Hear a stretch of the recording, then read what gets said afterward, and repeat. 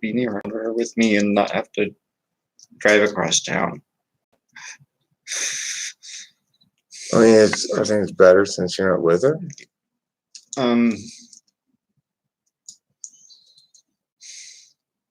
Yeah, better for both of us because we just weren't right for each other. We were, you know, I think she's an ISFP, so you know, so that's the total flip of INTP. Is she better now in the sense that she doesn't do that anymore, or that was a one-time thing, you know, sparked and spurred in part of my own craziness. I was going kind of nuts, and it was freaking her out, and then the relationship status got called into question. You know, a chance comment called the relationship status into question, which freaked her out, which made her start talking about, you know, an offhand remark. What'd you say?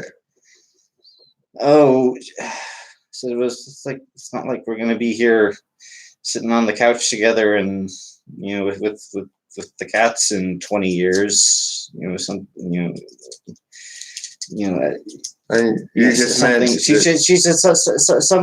she said something that indicated, like, you know, a conception of the future as just some sort of static continuation of, it's like, okay, well, it's just going to be sort of like it is now, just forever. And you corrected her. And I said, yeah. And no, it's not going to be like it is now forever. And she said, well, I can't handle that. And so unbeknownst to me, that kicked off her. So she thought that she'd finally scored. She'd found after she explained, as she explained to me later, she thought that she'd finally found, you know, she'd found the cute boy of her dreams, and that it was, you know, we just, you know, sail off into the sunset together. Yeah, and that somehow we'd be crafting something permanent, and we didn't have an explicit agreement expectation set from the beginning. We just sort of, you know, we met online. We started, you know, dating each other, and, you know, because we were, you know, alone and insecure, and found each other cute. And were you explicitly monogamous at least? Yeah, pretty fast. Just because, you know, we liked each other, and it was like, oh, why would we want to look for someone else now that we've you know, because that was sort of like for her, at least, going in, you know, she was. Does she understand how much damage that did to you for her to do that? I don't know. Does it matter to you? I don't know. I wouldn't be able to put up with that either.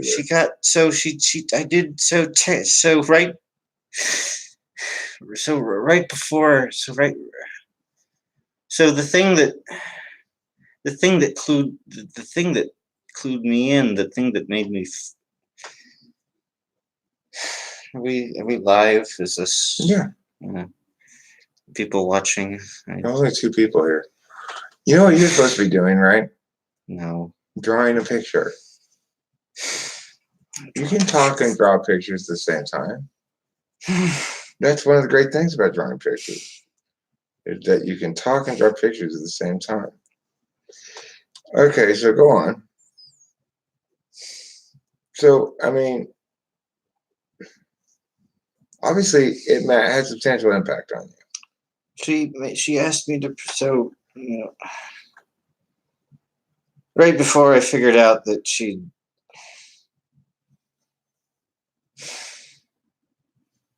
tried to overdose on On pills. I'm spoiling the story. Tylenol. It's not good for your liver. Yeah, exactly. So it was. That's a really bad way to try to kill yourself. Yeah, It's going to do lasting liver damage. Yeah. So it's like so to give you a spoil so one of the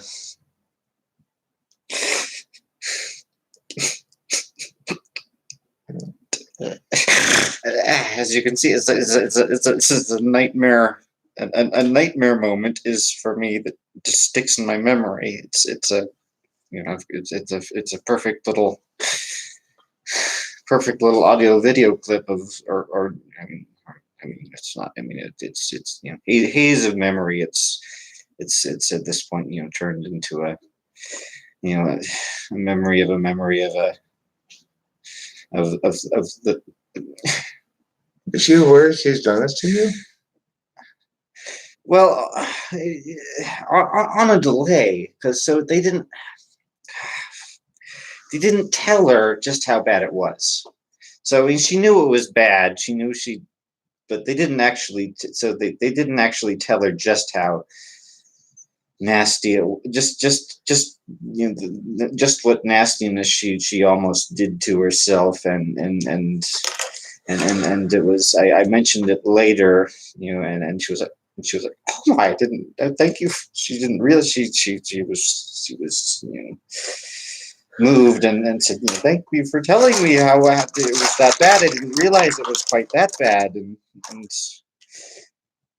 but I mean, I've got it's irrelevant. All of which is irrelevant. It's a bunch of irrelevant stuff. Yeah, the fact is, you can't have a more fundamental betrayal than that. Than trying to leave permanently on purpose with no notice. Yeah, in such a selfish way, such a selfish, subjective, greedy way. As it feels like to me, she said it was. I mean,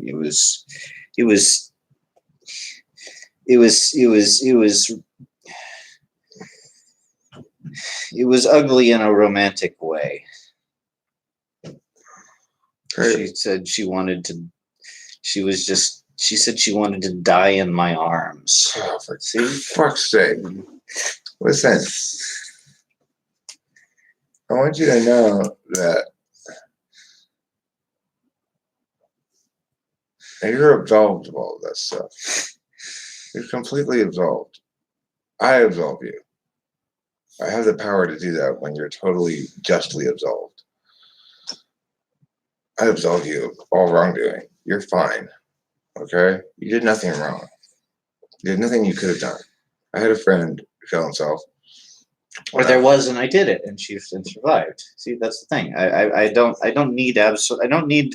No, you're doing absolution. I don't need it because I didn't do anything. You need to be absolved of the reality of it, not even guilt. I know absolution is for guilt, but I'm broadening the term. You need to be cleansed of it.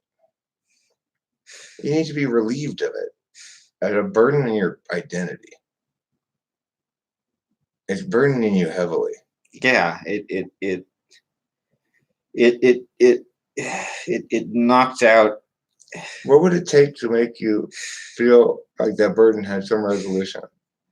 I mean, that's the thing. It's resolved. It's been. Okay, well, what would it take to have that burden be less weighty upon you?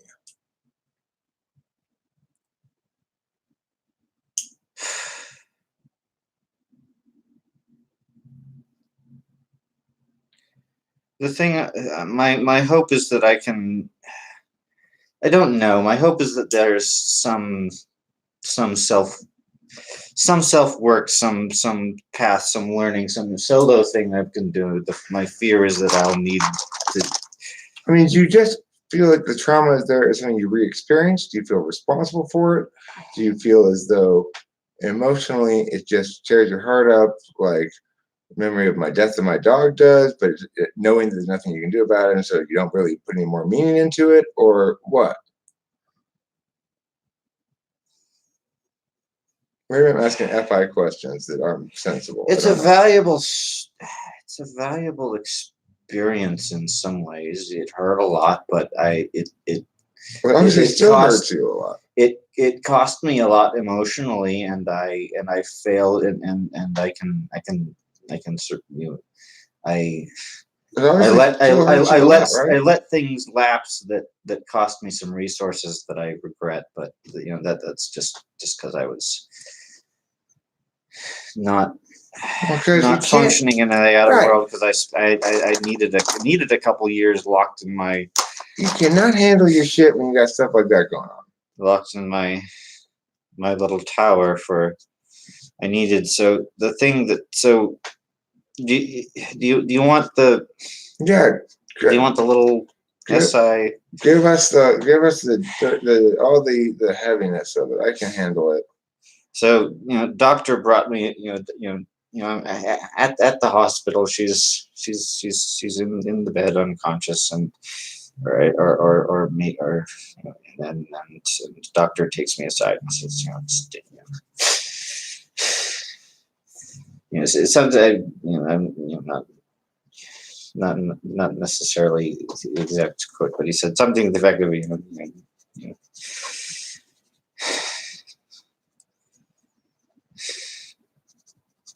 damn good thing you realized and brought her in. That was enough Tylenol to literally emulsify her liver.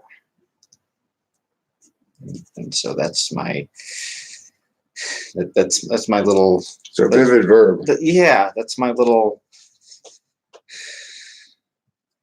My little bit of personal body horror that I've just burdened you all with my little horror movie moment. I don't actually feel particularly burdened by it. I already got the worst part of the story. And the other thing is, the reason I don't care about her is because, listen, this is why I don't feel particularly burdened by it. Because you will feel less burdened for having told this story out loud. Yeah. You needed to tell it out loud. You needed to tell it out loud and share probably that this has been consuming you. And obviously that's why the slabs brought me here. So, the slabs do things that they do. For whatever reason they do them. Yeah, I've told it, or parts of it, to other people, and we've gotten plenty of sympathy, and I'm not giving you sympathy. What I'm trying to say is this: I guess that wasn't enough. I'm trying to agree. I'm trying to agree with you. I know. I'm not trying to fight you, man. I'm being adversarial. I'm just saying. Listen, I got something better than sympathy. I've got a real solution. First of all, draw a picture. Right? That's a real solution. It's concrete. Even your limited SE can manage to draw a small picture. It's self. I mean, it's useful. It's useful and self-serving in a way. It's like this. So be self-serving. What's wrong with that? I'm happy that you're serving yourself right now. That's good. This is like it's serving me too. I mean, I find it very interesting and much more interesting than the shit I normally talk about. This is my close. Well, I mean, it feels kind of. Personally, it feels a little gauche. Well, sure, it's a little gauche if you want to be all force slot FE about it. Yeah, I don't want. But the thing is, that's the problem with force slot FE. What is force slot FE really? And also like dominant FE, like this dude. What are they really? They're really unnecessarily fussy about FE. You have to get you a napkin. Now that's a bad FE right there. Exactly, which I don't give a shit because the camera can't see, and you don't give it. Yeah. Here you go. I'm gonna smoke this cigarette. Everybody, enjoying this, so I'll be able to be heard probably. First lot FE is not even wanting to read comments right now, wanting to just pretend I'm alone. What? and The pretend. thing is, what happens to people? Bad shit happens, horrible shit happens, good shit happens, whatever. The thing is, it's always now though, and now is never then. And My you can always just step outside and look at the world. it's really hard for me. My now is often then. Well, It's really hard to me to be in the now. Now the future, or the what was it? The conscious or aware present is you were. one reason why you're now is always then is because you're not drawing a picture. The simplest solution. Don't solve all kinds of things. Also, before you draw a picture, please go throw your snotty Kleenexes away. Okay. See, this is why I like. One of the reasons I like being alone. My own private territory. I got no need to worry about snotting other. Well, aren't you? It's welcome. But what is it then? Interfacing, I guess. But isn't that a subset? Anyway. You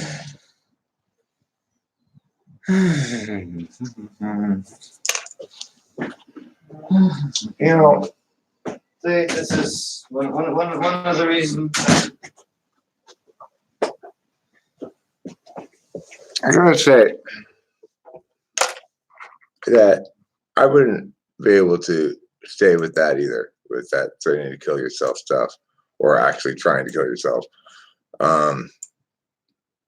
Rachel, as people around here know, suffers from mental illness, but even at the peak of her craziness, and it's just episodic, right? But peak of her craziness in the episode, when they asked her, do you consider hurting yourself? She just said, hell no, never. Which is the only sort of answer I've ever heard from her about that sort of question, which is great. I wouldn't ever want to have to deal with that. My daughter had to deal with that. My daughter had a boyfriend who played If You Leave Me, I'm Going to Kill Myself, and tried to kill himself a couple of times, was hospitalized multiple times, and so she finally got out of that relationship. So, and she was seriously traumatized by it too, despite being bipolar. I didn't quite understand, I think, or give enough credence to her own. She doesn't like to talk about it. She just says basically, it was awful. But she's with a nice boy now, I think. I think she's still with him. Danny. ISFJ or INFJ, I'm not sure. Or possibly ESFJ. I don't think so, though.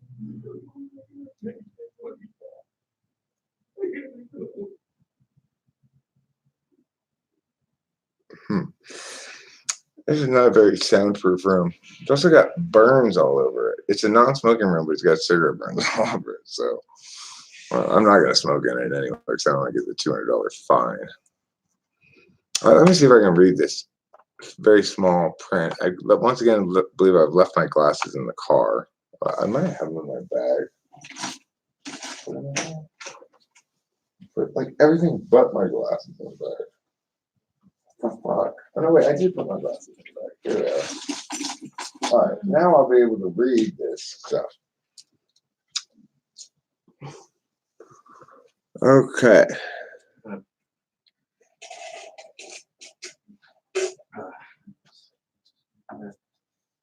Eric, maybe you better just hang it up by now. Hang what up? Hang up my coat? Hang up my Christmas decorations? Why hang up the stream? I have an idea about 4-slot FE if you're interested in hearing. Yeah, let's hear it. Yeah, he knows. He's sitting right here. Okay, he knows. He does feel slightly uncomfortable with it. That's fine. Everybody needs to get over the fussiness. It's fine. Yeah, so like I feel a lot better now that I've gotten over my You have to get this shit out. physical FI, FI is like a toxin. You got to get it out. You got to get it out with mucus and tears. Yeah, it's a body trauma load. It's a. You seem so much more. You seem a lot more like not distressed now that you've gotten all that shit out. Yeah.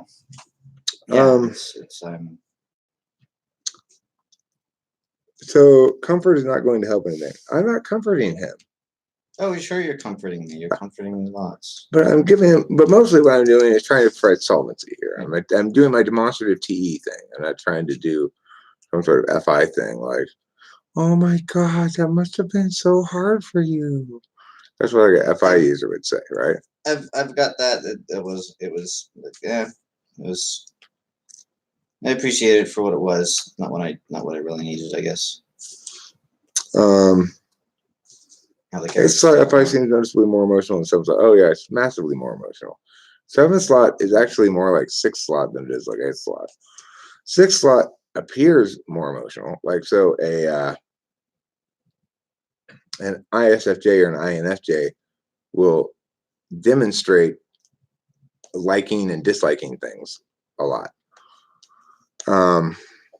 But they have much less actual relationship with their FI because for them it's just something they got to do for the world. It's not something they actually care about in their own lives.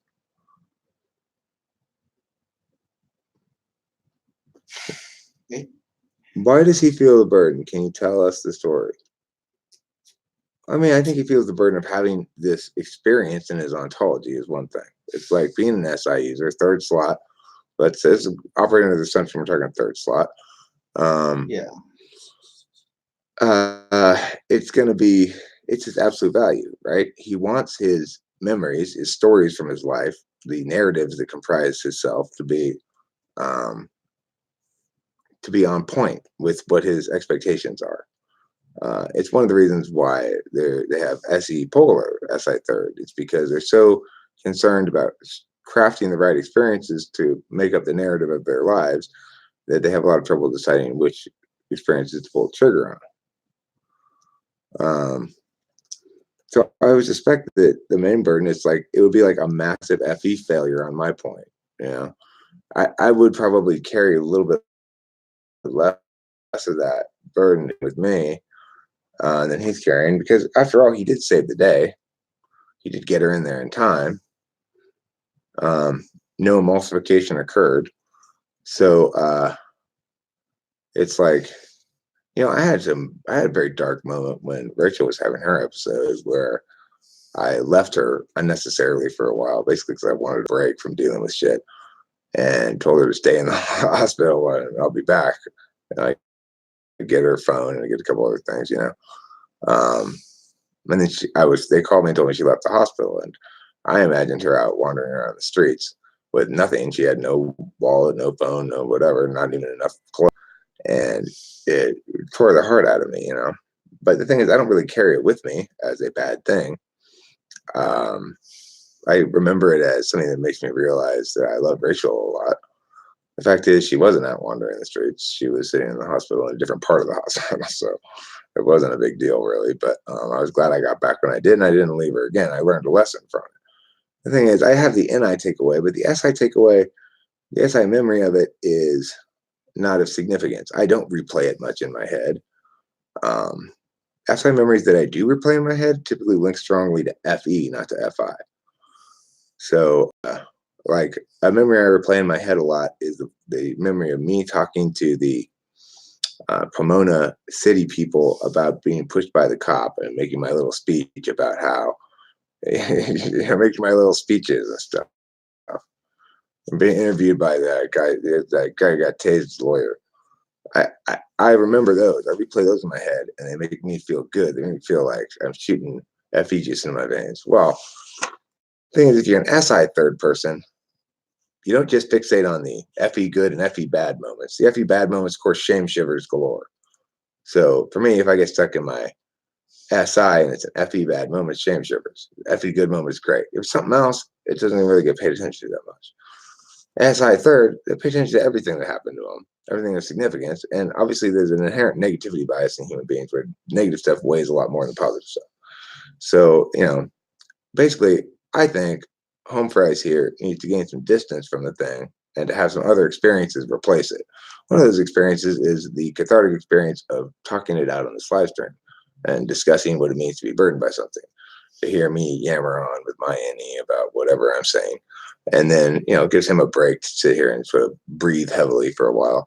And he'll probably have some more insights as shit that I say bounces off his intuition and he comes up with some other ideas and stuff. There was something you wanted to say, though, about fourth slot FE, right? Did you say that yet? Or I started to preamble on it. So it's infantile is a really good word for it. Sort of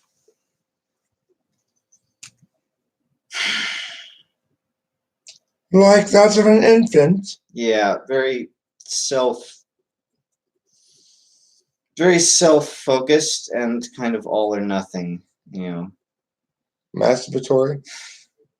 Can be, yeah. But I was thinking more in the sense of, imagine a baby, quiet and sweet and charming one moment, and then sometimes caterwauling and bawling, and it's caterwauling and bawling. It's a baby party, y'all. We're gonna be caterwauling and bawling all that long time. But experientially, so what I'm trying to get at is it feels like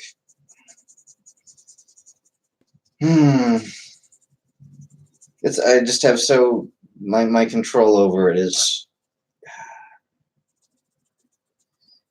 it's either so complete and conscious or so gone. It seized a lot of headspace. Yeah, a lot of it. It's a really it's sensitive and weak at the same time. It's treated your headspace like Putin treated Crimea.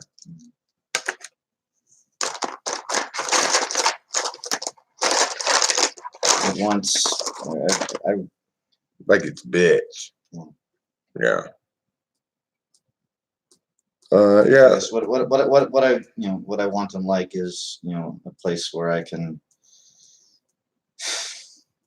almost forget myself. And now I'm trying now. So now I have to choose between trying to newly articulate my thoughts versus reference understandings of slot mechanics and particular INTP pattern with four slot being perhaps if you stuff you've said about perhaps if you included more meandering meows, it would be easier. Conducive environment. Yeah, I mentioned 8 slot FI. It's a volcanic bitch. It's a moist one, huh? Can be, yeah, very. So it's just draw the distinction between your FI and my FI in the 7th slot. How do you see them as different?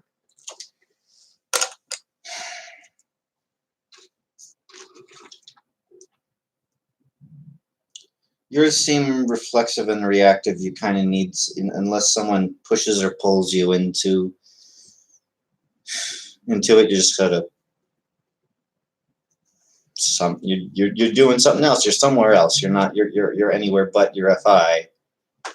Because why FI unless someone takes you there, and then you're right there. You follow along. You're really in. You're very present and immediate with your FI. It's not like mine feels almost. I don't know. I like a lead coat slowing you down. I feel on a delay almost. Yeah, like a lead coat slowing you down. It's a good description for FI. I was thinking as you were talking right there that a good definition for trauma is that which seizes negative emotion, negative headspace. That which seizes negative headspace and requires no willful attention for it to retain that negative headspace. It's a good definition of trauma. Trauma. Yes, I like that. Say that again for me, please. That which seizes negative headspace and requires no willful attention to sustain its position in that negative headspace. Dinner was good. We went to a fancy burger place. Everything here in Arizona is cheap, though. It's like I tried to take him out to a fancy steak place. I was like, okay, now if it's too expensive, we'll eat here. But if it's way too expensive, let's not eat here. It wasn't way too expensive at all. Like, it wasn't like LA fancy steakhouses that are just fucking ridiculous. It was very, not ridiculous.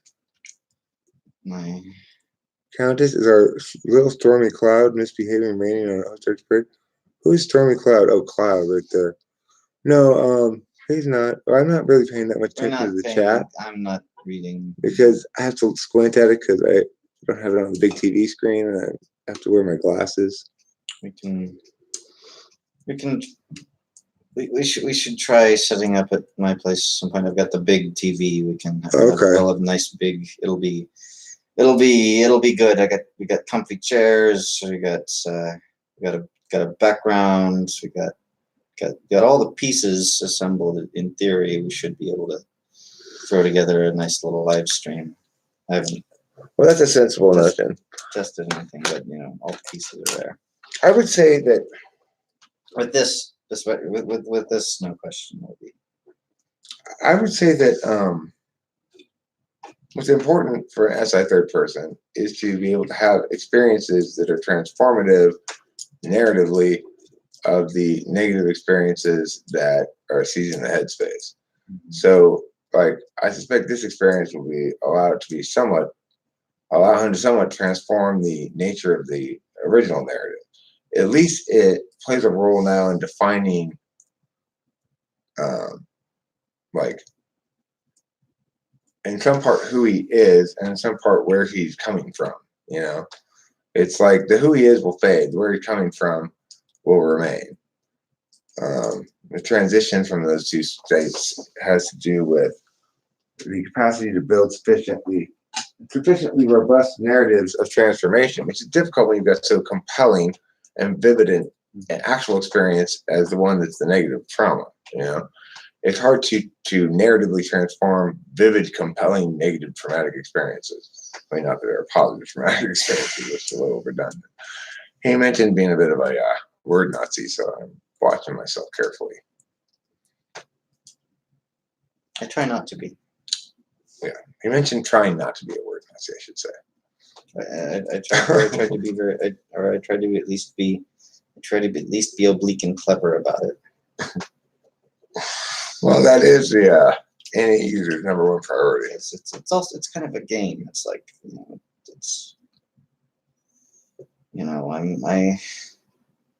I score hard at the language. I can score hard at the language game by certain metrics in English. You mean you talk good, right? Yeah. You talk good, you write good, you communicate good, you know what words mean. Yeah. You know how to. You corrected me on exacerbate and exasperate. I didn't even know they were two different words, but they are. Exasperate means to make exasperated sounds like, whereas exacerbate means to make worse or to aggravate. I learned that today. So he does know a thing or two. I didn't even know those were two different words. feel a little embarrassed about that. One of the so I'm a very harsh and negationary thinker. One of the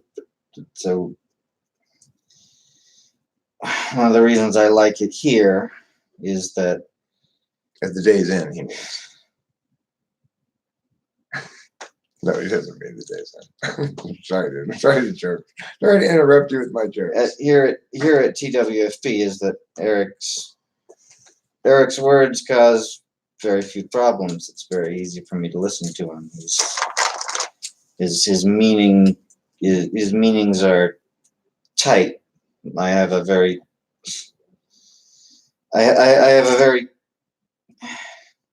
capable mental machinery for Parsing language. Language parsing, comparative accuracy, high accuracy, high tolerance. I can coast through various idioms. I don't have to be total. I don't have to be a pedantic Paul. I have to. Well, I don't know. I do have to be a pedantic Paul, but I don't have to. I think there were two more pedantics in there. I couldn't think of what comes after it. Okay, well, so what you're saying is basically you feel the IHP struggle, which is your utility to the world is not one that people necessarily appreciate you exercising, because it typically involves correcting them. Yeah. Yeah. And people don't necessarily love or that. warning them or saying, "Oh, look out! Someone, this has been done before. Someone's tried this." Dumping water on their parade, in other words. Yeah, and it didn't. And here's all the bad things that happened when they did that. And here's some speculation on why. But that idea is my baby. But how dare you? But if you just listen, no. But if you just listen a little longer, I can get. I might. I want to try to get to the point. You hate me. You hate me, horse mumbler. I can tell. But I want to try and get to the point where we see if there's a way around it. That's just your way of saying you hate me. Exceptions and so that's why that's why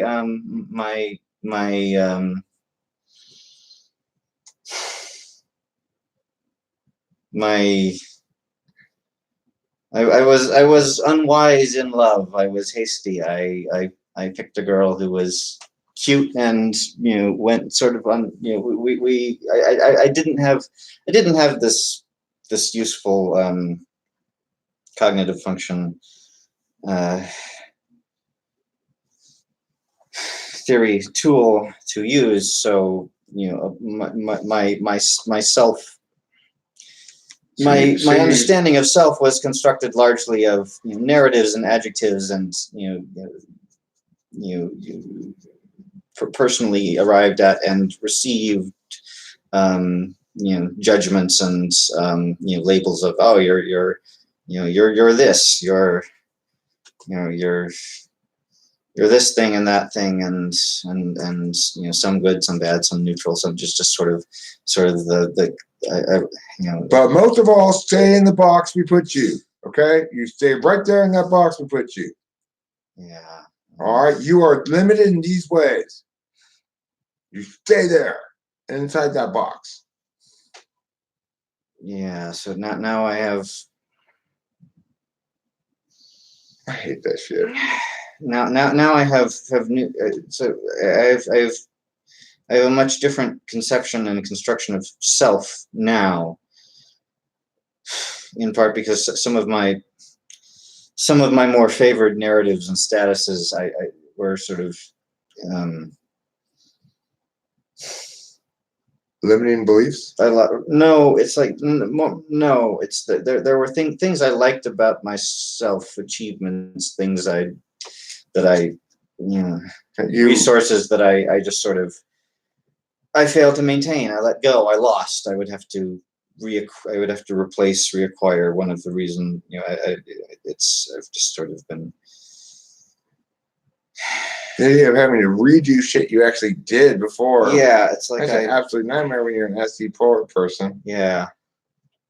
Yeah, I don't like to redo shit either. Especially since I did so much of it so well the first time. I was like, it's not going to be it's got to be really good to be better. It's got to be good to be as good. And if it's less good, I'll be, it's like I'll have to do a lot of. You'll be a sad clown. That's not that I'll be a sad clown. It's that I'll have to I'll have to pay conscious attention to my meaning smithing and either accepting a perceived step down or not or recasting. I was like, or taking that as an opportunity to disassociate that with value and put more value into metaphysical stuff and be. Doesn't it sound incredibly difficult to be an INTP, folks? Doesn't it sound like a fucking So it's like, nightmare? really, I just want to be lazy. I want to have a nice simple,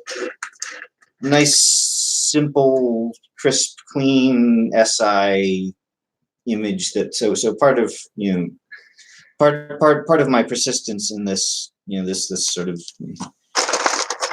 self-indulgent lull, as I put it, this period of sort of recovery, is that I'm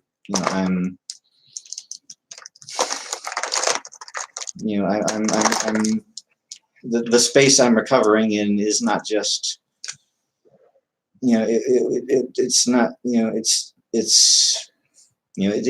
the place I've been in for a while. So there's past association and stuff that I'll retain in my my memory of life no matter what. But being in the place, I'm still in. You should cast some magical spells. I'm still in what was our space, not just mine. It's still, it looks. Oh, is that why you have so many dishes? It looks the way it does in part because of. I see now. Because of her, she picked the paint and she laid, so like the art is mine, but she like one of my. But she vandalized it. No. She set it up. She made it display because I got it and I put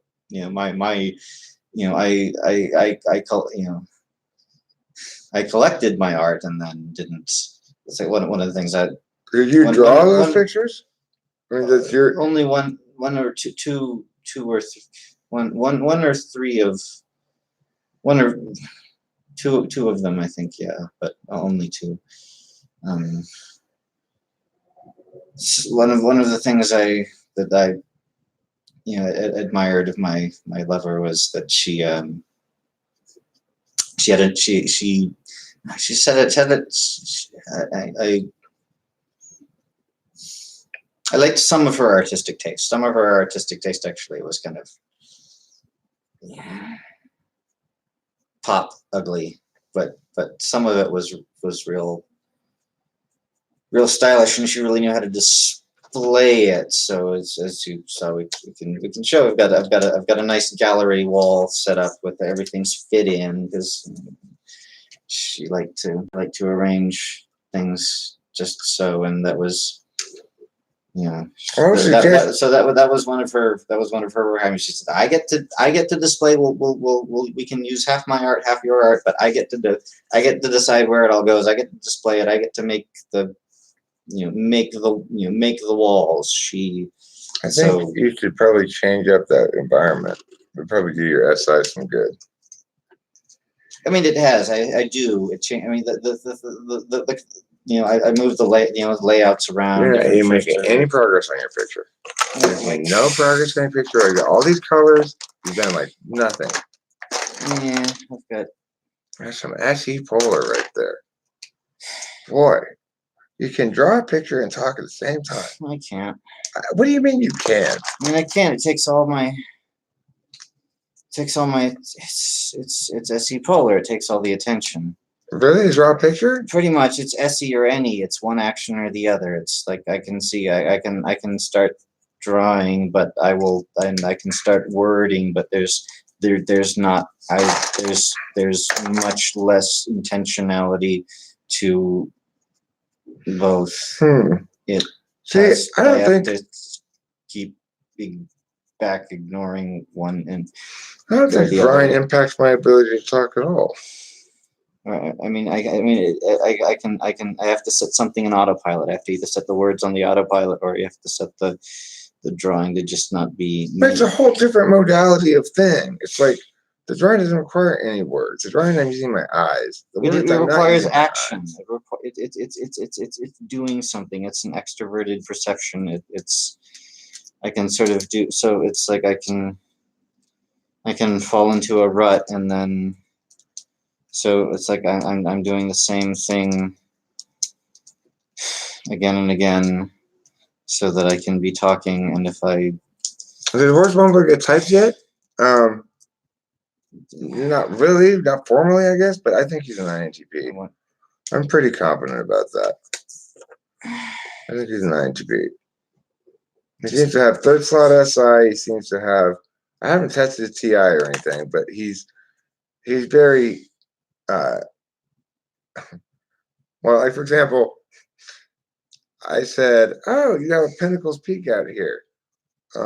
That's crazy. I assumed that because the Pinnacles Peak back in Claremont is on top of a hill, I assumed that's why it was called Pinnacles Peak, but I guess not. I guess it's a chain because it's the same Pinnacles Peak concept back at home, which is they cut off your tie if you wear a tie there. It's like a gimmick restaurant where you're not supposed to wear a tie. So if you want to, you can purposely wear a tie and they'll cut it off. I don't know. It's some sort of gimmick thing that people like to do. This Pinnacle Peak restaurant in Claremont, same thing. And it's got these red checkerboard tablecloths. I think, it's the same place, obviously the same place. So I pointed out, I said, well, I don't, but I guess I was wrong. It must not be why it got its name, not because it was on top of that little hill. It was just coincidence because it's a chain. So, well, not necessarily. It could be that it started there on top of that little hill and it moved out here, it expanded this way. And I said, well, yeah, that's true. You're right about that. That's a sort of correction an INTP makes, probably. Yeah, it's like. So it's not that's really necessary correction to Like I make. said, it's something. But correct though. But correct. It's something I just can't not help be aware of. It's just it's the. Well, I mean, you're right. You're right. What can you say? It's the absolute value. It's the bar that's set for me. It's the thing that I can't. I can jump over it. I can limbo below it. But it's there.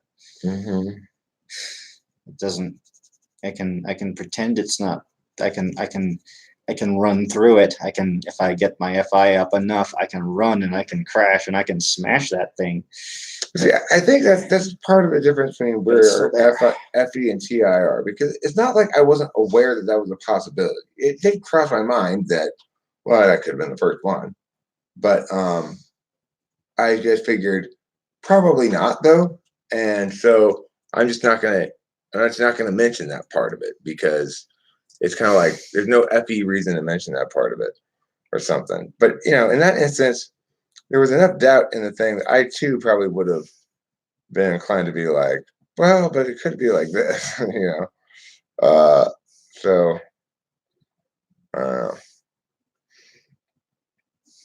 so finish your picture. You need to see some more colors. I already did. How many colors did you use? 3. 3 colors? How many colors did I use? Too many. Too many? You can't use too many colors. That's silly talk. How will it be colorful if you don't use a lot of colors?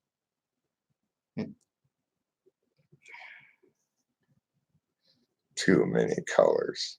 Can you hear this guy? Too many colors.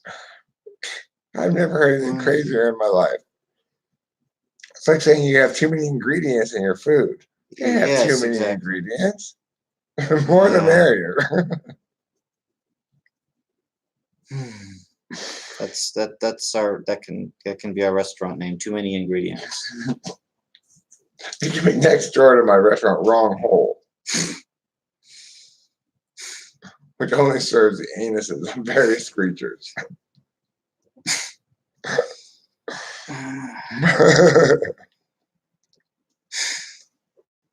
Too many ingredients. What's the kind of thing that? Listen, the sign, the logo of too many ingredients, though. It says too many ingredients! Exclamation point, right? In kind of a jaunty font. And then it's got an emoji of a guy going like this. What?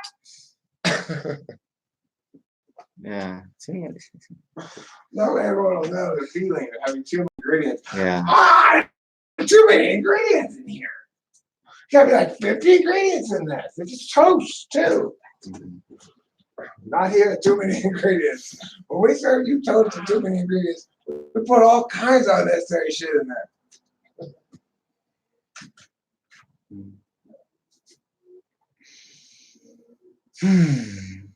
I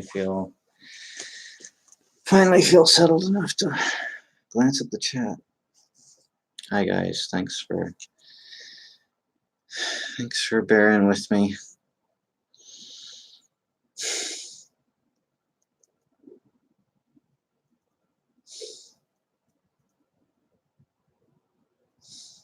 Hope you're enjoying the show.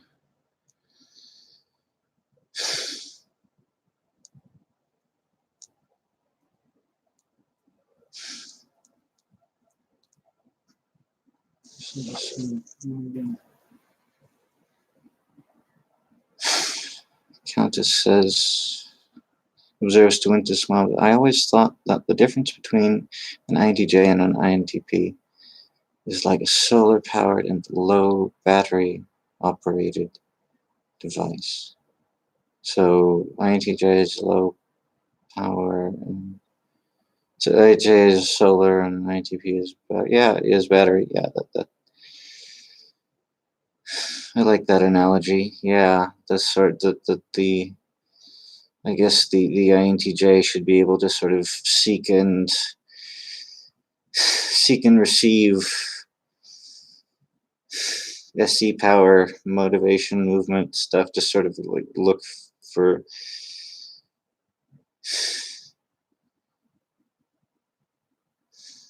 that, whereas for the INTP it's just sort of almost it's like there's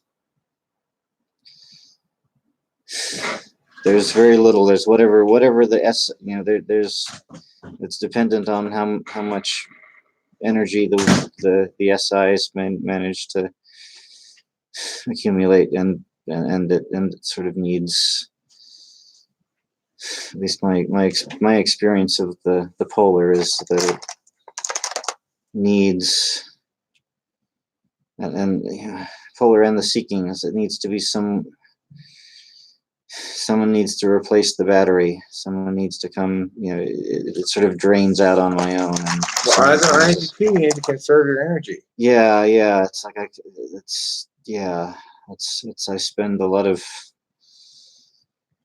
I spend energy inefficiently conserving energy and thus not building energy. Well, you got to conserve, because you never know when you might actually need to use energy. It might not be optional. Exactly, unless one communicates. If one communicates and talks to people and makes plans instead of just waiting for life to happen, then one can know, or at least, to a point, one can know enough to actually do things, make some action, make some preparations, have at least assemble the pieces that will be then useful to have later on. That will. Yeah, it's good to do shit. In other words, it's good to do shit. You got a keyboard and a deck at your place. What is that, a MIDI keyboard or what? It's a djembe. Oh, whatever. Conga's a dance. Oh, sorry. It's not a drum. I don't know. Is there a conga? There's probably a conga. It looks a lot like your drum.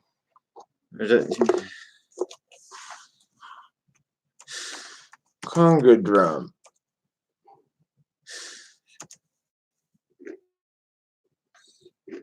Yeah, so it's like those are.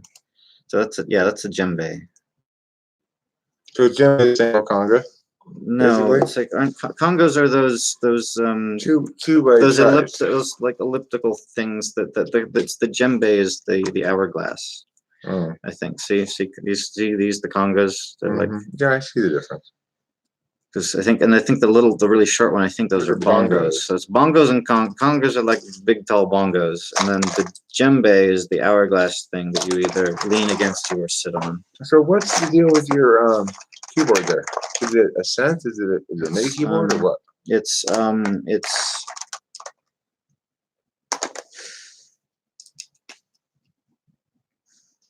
The Wonderful World of Adventure? no, it's just it's a simple electric. It's had it for a long time. Does it have speakers on it? Yeah, built in. It's just I used to have a stand, but I got rid of it because it was a cheap frame stand. And Does it have outs? Maybe I don't. It's basic. It was the it was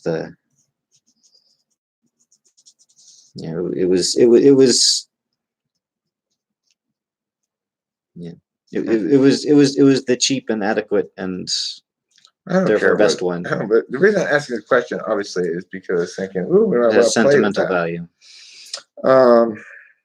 This picture's coming out pretty good. So yeah, you can hit the button on the side and it will play. It's got a volume knob on it. You can just maybe I'll sample some. Yeah, we can keyboards. It's up on the ledge. We can take it down, put it on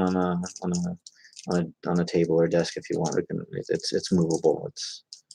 Okay. It's a good NE house. We've got instruments, drawing material. I've got paints and pencils and stuff. So we've got more than. I can't do a lot with. I'm not really aligned. I can't do a lot with these really fine points. I need broader. I need broader implements. I need brushes or fat markers or pencils. Okay. Mine is I don't have the. Otherwise, I just squiggle. And there's or have to draw something intricate and draw the kind of thing that I just couldn't talk with, and then it would be boring. I see. Well, Horse on Board, I've been known to entertain the live stream all by myself before. Yes. Or at least they've been known to entertain themselves all by themselves before. There's a better way of putting it. Okay, so why don't we wrap this one up? Why don't we pack it up? Why don't we pull some bong rights before we go? Yeah. And pull more bong rights when we get there. So. And I feel the closely linked desires to say that I'm on 60 milligrams of Adderall. First time in a long time. I've only ever tried it once. It was crazy. He found a twice bag outside of his condo. Just right there on the ground. I was like, do you know what those pills are? Materialize. It's coincidence. It's neat how it works with those Fe third types. It's like the drugs just sort of materialize. The slabs provide. I drew on your drawing to make it into something. Now I want to say I don't feel. You feel like I ruined your picture with my mouth? I didn't think you were really putting much effort into your picture. That's why I felt okay to draw a mouth on it. I think some things might be better left uncompleted. Okay, well, that was not. I'll leave that one uncompleted. But you completed it. That's right. I mean, you can complete it more if you want. I think I will. So at least I'll have a card with your contribution in it. You'll have. I was hoping to give you a better one. We'll make some. Well, we'll make my place where I got some more because I'm finicky about my stuff. I can use I know how to use my own things. The thing is, I'm finicky after the fact. Like I'll draw a bunch of these cards, and then after the fact, go, yeah, I don't really like that one. I don't really like this one, or whatever. But when I'm drawing them, I just think, yay, I'm drawing a picture. I'm getting another card done. That's what I think. That's the SE frame. Yeah, I'm getting another card done. I never did that on my own. When I draw pictures, it's of some. I mean, I did I used to do it with my mom, and I liked that. I did it a time or two myself and didn't like the results. I've got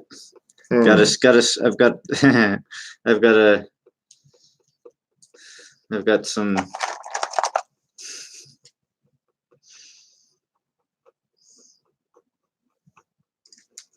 They feel almost embarrassing to me. It's hard to tell. It's the kind of thing I don't know how to don't know to be, childish, or I don't, just I've Childish what? Metaphysical trauma related to art. I mean, the kind of thing that I feel kind of FE trauma? sort of, I guess. Yeah. People don't understand how significantly negative words impact other people. It's not even. It's not even. It's not FE. Not FE. Well, what is it then? Tell us. Share with your moisture. Everyone loves shareable moisture.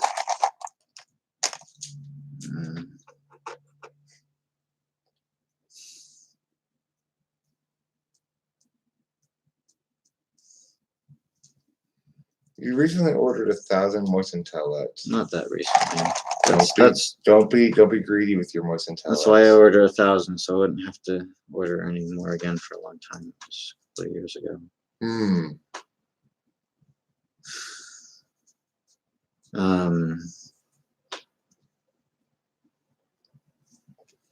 My mom framed 2 of my things without permission or even talking to me about it, and then presented my piece of art inside a frame. She bought it. Presented it as a gift. To you? Yeah. And that bothered you a lot? Yeah. Why? Just felt. I don't know. It felt.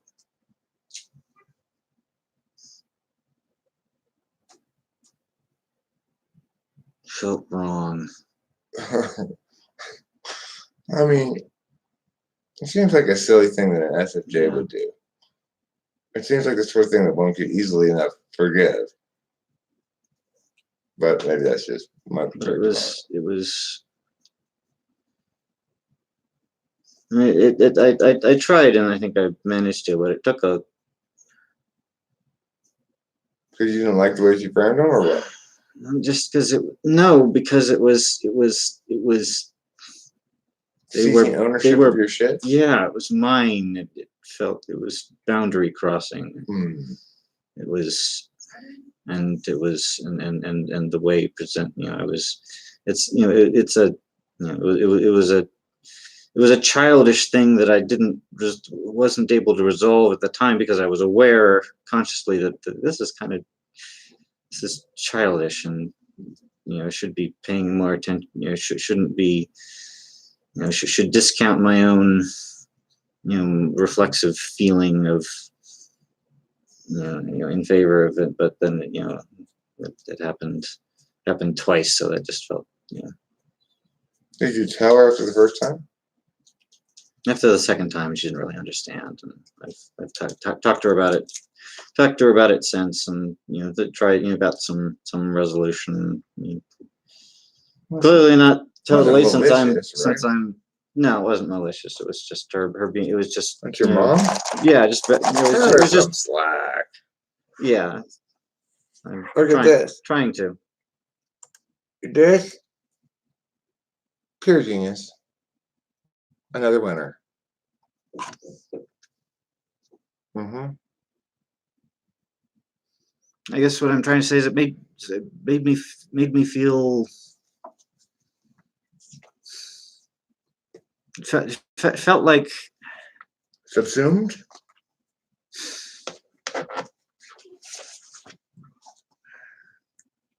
I resented my intentions, hopes, desires, my own feelings not being even queried. It's like that. It wasn't. I didn't want those things in frames. I want one was a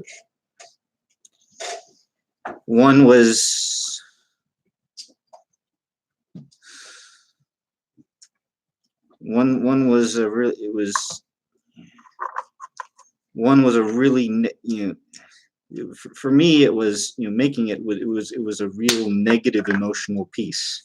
It was getting some emotional gunk inside out, and then to have that presented as part of a gift was just kind of, it just felt like and it just, Here's your anguish in a flower frame. yeah, it was like that. It was like, and so it was like, in part, a lot of my frustration, you stupid INTP being seized by that feeling and yet not feeling legitimate for it and trying to.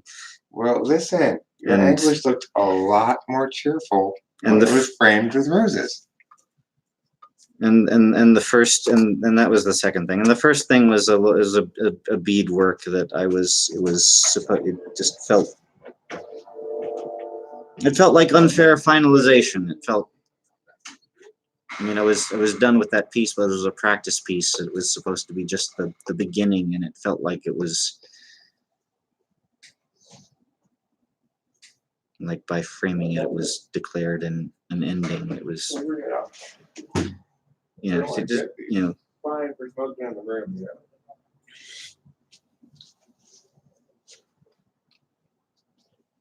personal feeling stuff that I've that at least as a kid felt, I mean, it still feels, scary.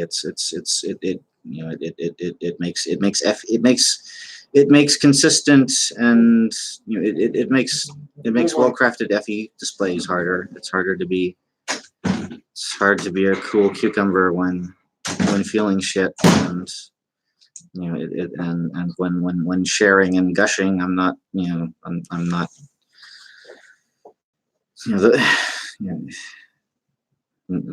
normally I edit a lot. I just gave the neighbor a bong rip. He asked me, "Weed? That's all you guys got?" I'm like, "Yes, so we got." He's clearly looking for meth or Winston, I'm thinking I need to meditate a bit. I'm fragile, perhaps. Meditation, TC. See, I kind of now I wish I. It's like, I wish I'd done I wish I'd managed a faker, less fragile. Meditation is not a good idea. Fragile display. Meditation is not how NTPs solve things. Meditation can kind of release some stress occasionally. I tried it the other night a little bit. I was feeling tense, but it's not a meaningful approach to anything for an NTP. NTPs need to take action to resolve shit. Both NTPs and INTPs. It's a lot harder for INTPs to do it though. Might be worth clarifying exactly what is meant by meditation. Style.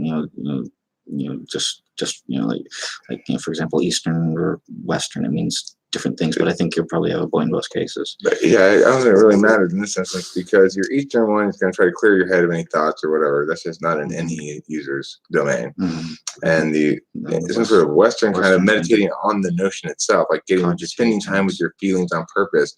That's a fucking nightmare, disastrously poor idea. It could also be thoughts and just cogitation. Yeah, you want to do that shit already. That's what I do. That's what I do right, anyway. Exactly. So it's sort of like. Yeah.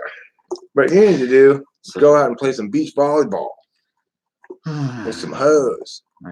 No thanks. All right, let's go, bro. Come on. Let's go bro out. Let's go to the strip club and bro out. All right. I'll buy you some Coors. We'll get you some dollar bills. We'll put it in the stripper's clothing. And I don't know what else one does at the strip club. I've never really been to one. I mean, I've been to strip club before. I've never really done the strip club thing, though. Like, I never liked being in the strip club. I always thought it was, what's the word? Unsanitary.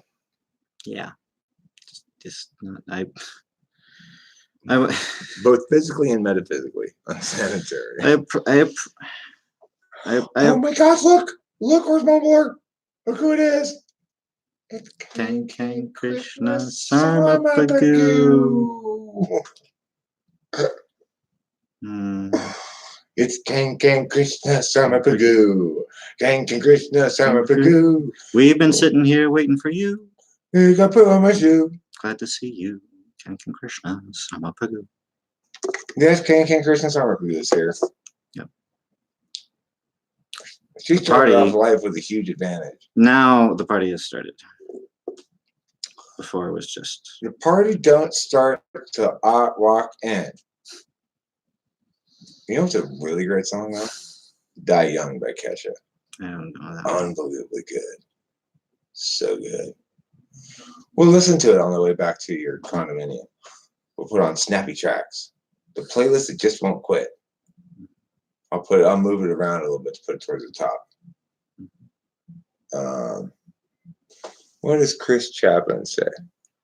But don't undercut your own goal if you feel like you didn't earn it.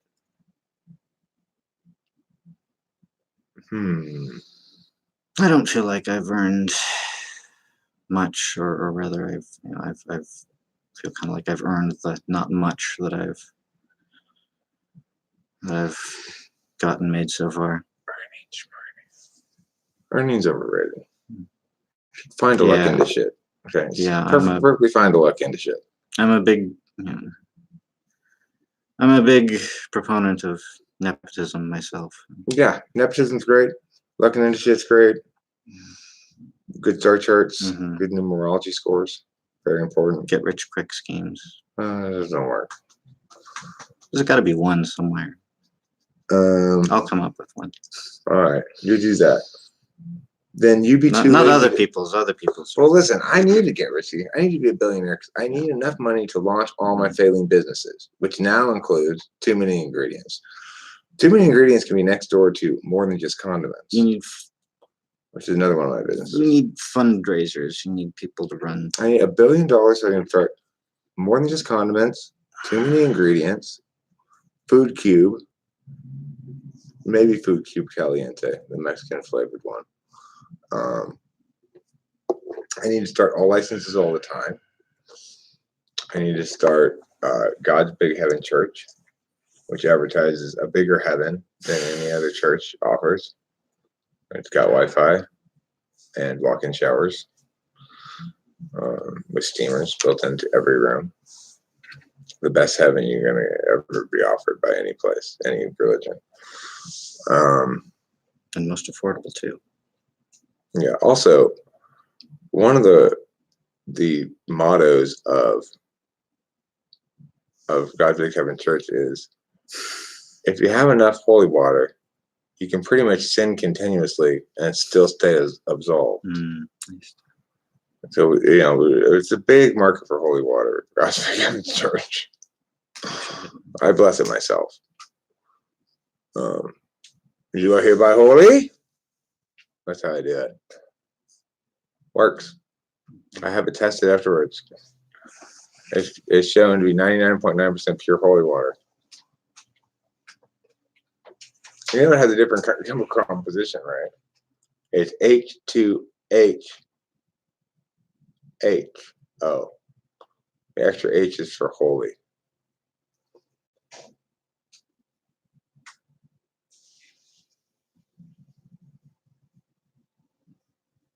Oh, that's a powerful stream of urine that guy's got. He's really peeing up a storm in there. I expect when I go in there, there'll be urine splattered all over the walls. I envy his young prostate. Will I do more videos with who? I gotta put on my glasses. I can't see shit. Colin? Who's Colin?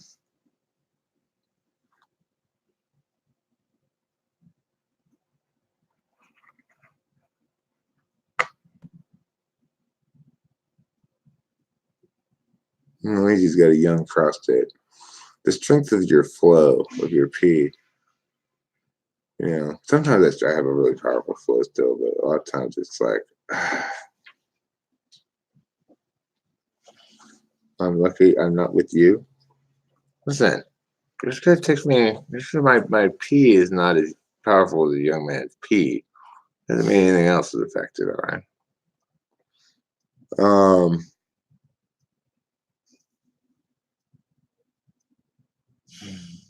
Colin is Jeeves' nickname for horse mumbler? But that's not his name. His name's horse mumbler. He told me his name, but I don't even remember what he said it was. I think it was Hubert. Pretty sure it was Hubert. Hubert, or maybe it was Cubert. Or Stubert. One of those three, I'm sure. Hey, everybody. Hey, Rachel Lapalosa, my precious, precious angel.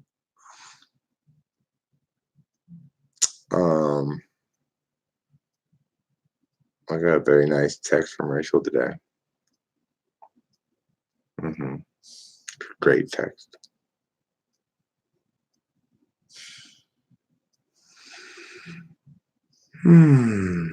Yes, Cubist, you're right. I am in a hotel room with another man. We're about to leave the hotel room and go back to his place, though, for a nightcap. I think we'll probably play internet video without the live stream over there, maybe, and maybe play with the keyboard a bit, and after that, maybe call it a night. What's up, Asura Psych? What's up with me? I'm in Tucson visiting Horse Mumbler. Why? Well, the Slavs dictated it was to be so. Bye, Kankan Krishna Sarma Pagoo. Where are you going? She's got to go get curry? Okay. Nikolai K, hello.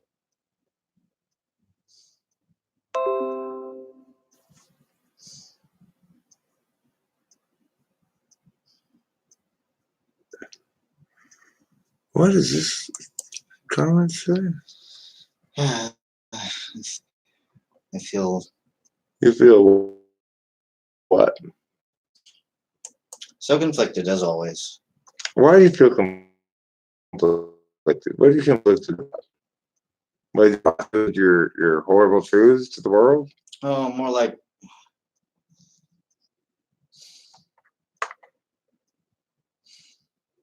As far as it is, I always back and try and dwell on and clarify that. All the details feel so. All the details feel so important and relevant, at least to myself, but it's hard to tell how important, relevant, interesting are to other people. I mean, it's more, it's like, given what you've been talking about, it really matters more whether you think it's important talking about it or not. It's like I'm not good at telling. It's that's sort of the weak feeling. The weak feeling dilemma.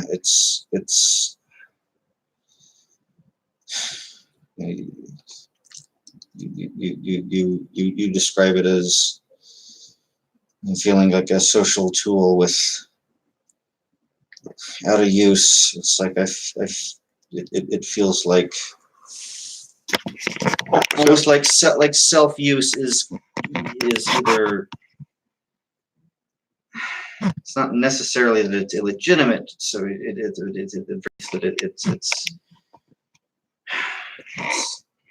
it's needy.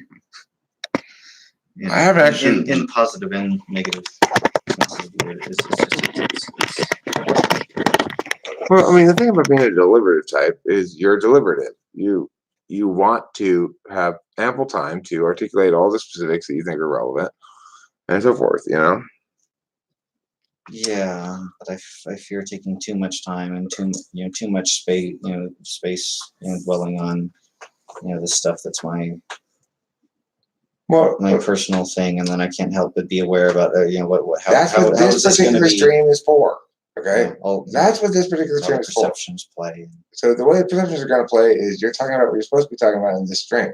When we back to your pad, we'll make a video about functions where we'll talk just about functions as an abstract thing. We'll put that video next, okay? It'll balance this one out. You gotta trust my FD, Yeah, a sense of balance seems, that seems to be a big, feels like a big part of it, at least to me, a sense of balance.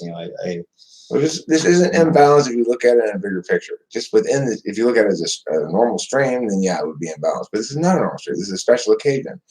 I'm visiting you in Tucson.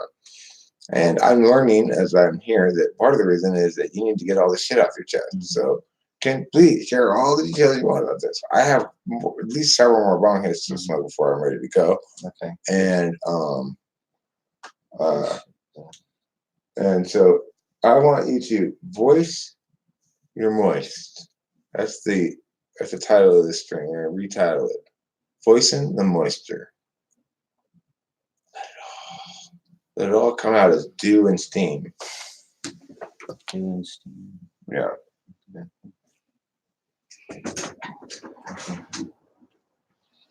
Appreciate the time window.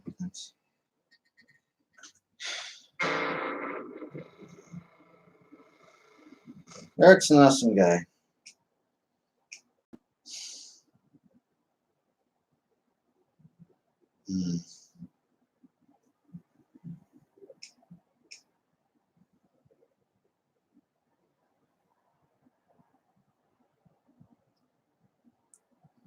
So that's part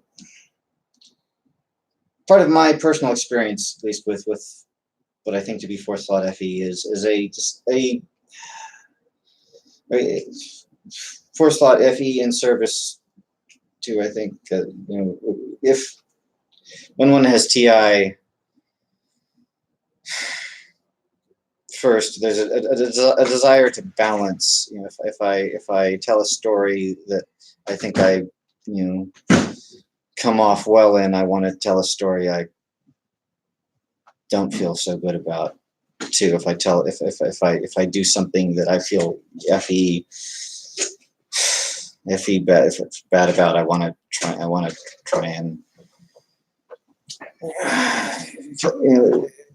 and find some way that if I can find some way at fault, I want to apologize for that. I want to acknowledge and oh, for God's get away sake. if I want to, if there's nothing to, then I want to, and if there's no convenient hard flaw like that, come up with some, there's a lot of it is just subjective. I want to come up with something. It's subjective, happy horse shit nonsense that it's weak instrumental value. It's something that I can sometimes willfully ignore, and it can feel good, but there's often a price down the road unless I really compartmentalize it. INTPs are the very definition of neurotic. Thinking too much all the time about what's in their head. INTPs are the very definition of neurotic. I guess they'll be neurotic until they're dead. No, I'm not telling you you should freak out because it's the only thing you can do. That I'm saying you're gonna think too much. Why think about the bad stuff a whole bunch?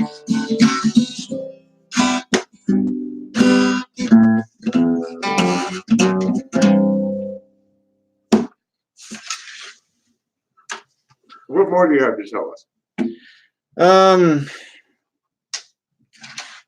Sing it. It'll be easier if you sing it.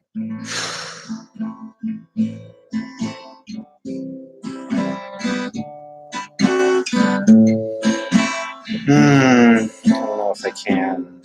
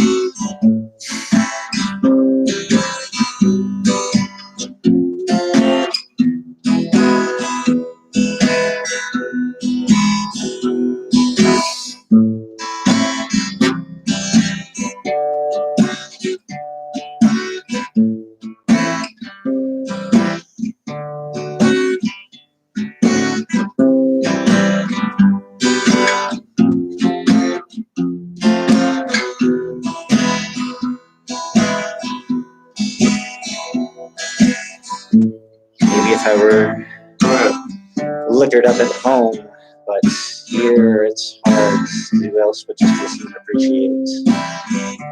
Not even. I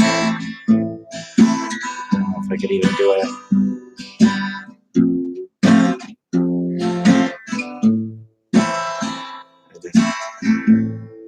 Really easier to sing.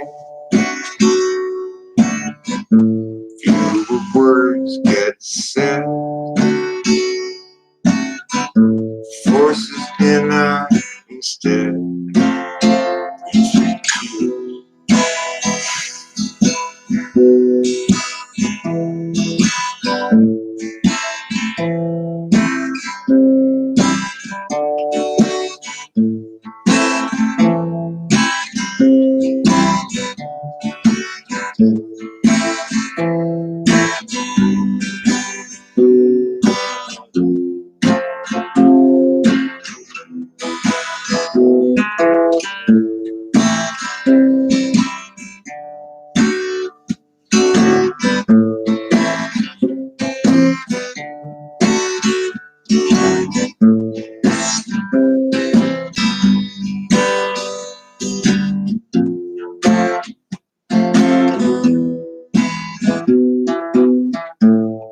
I once wished that I had my plume done, and I'm glad that I don't. If I did it, I would try. I would try to play along. Now that I don't have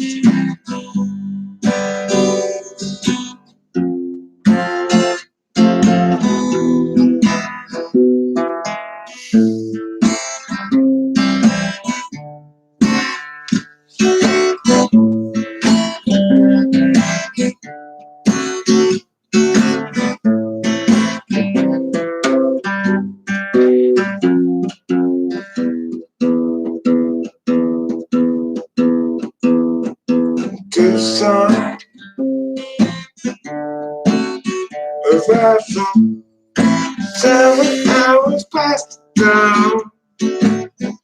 Close to 10 plus people crashed their cars.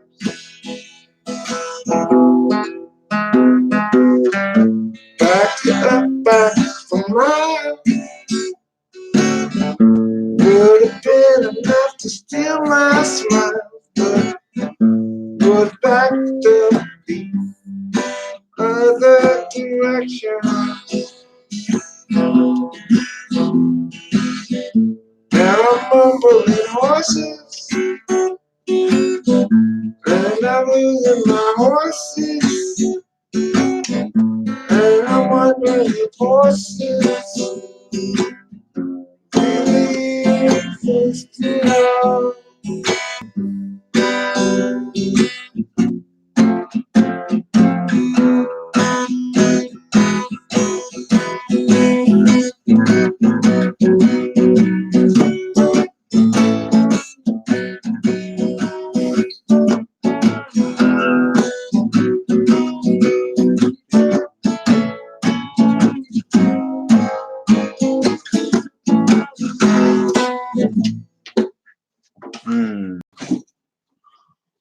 That was a good tune.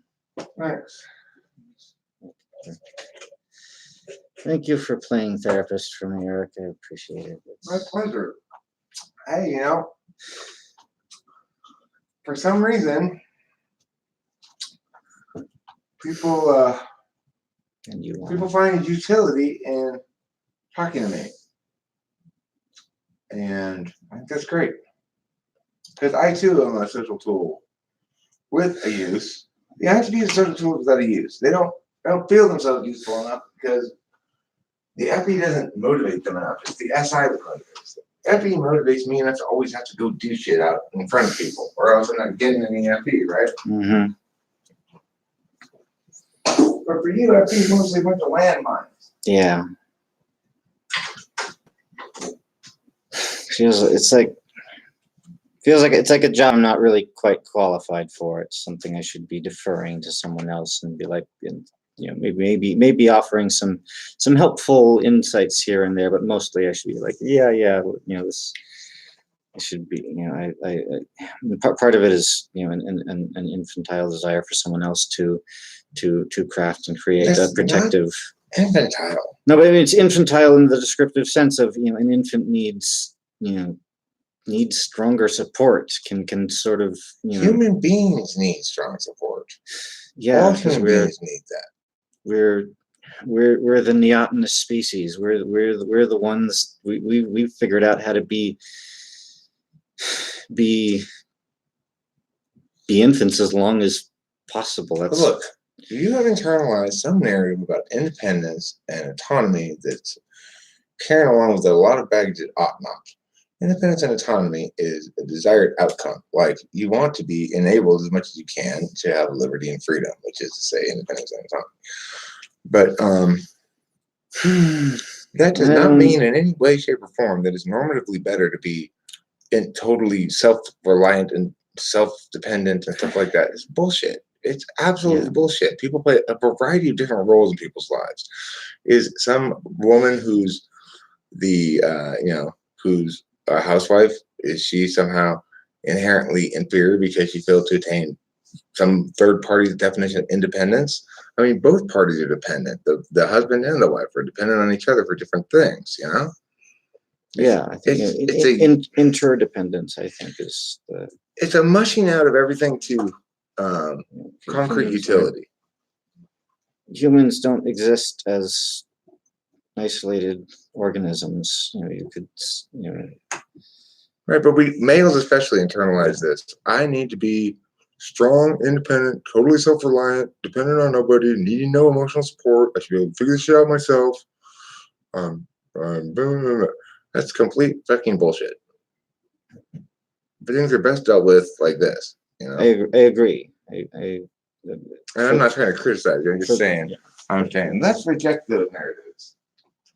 For the most part, yes. But let me do a couple of little TI corrections here, okay? Because there's a few little details I want to make sure I need to think about.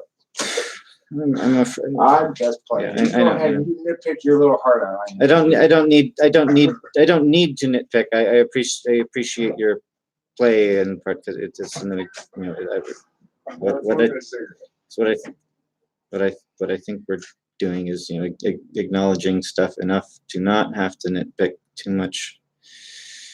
Maybe I should just do the nitpicking, or shut up about it.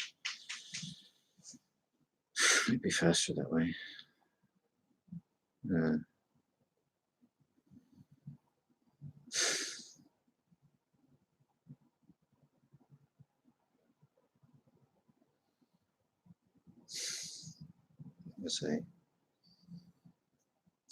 Was I thinking and saying about?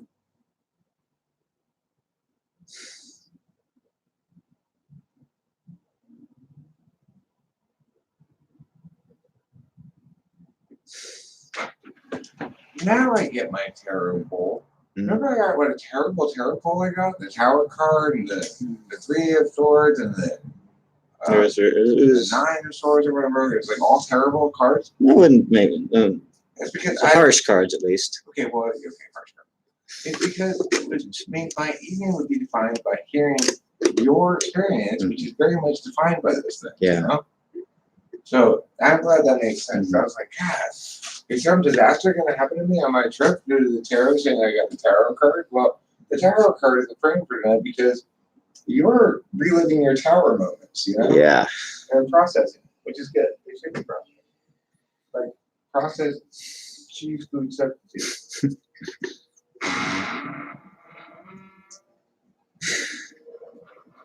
Thanks for enduring my process, y'all. Thanks for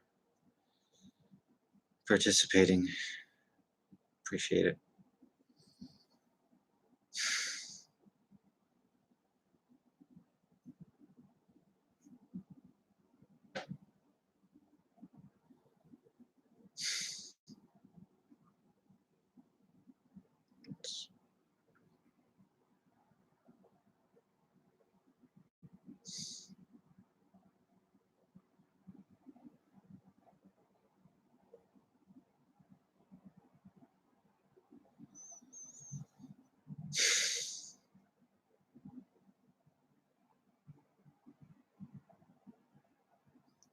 Times and places. Propriety is relative. Different displays are right in different places with different people. I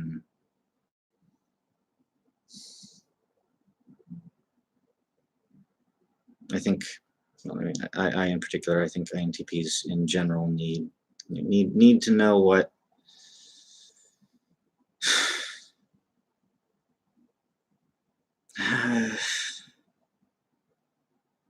need to know something I don't know how to say.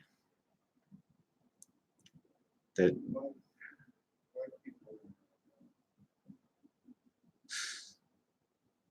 need for some sense of security, certainty with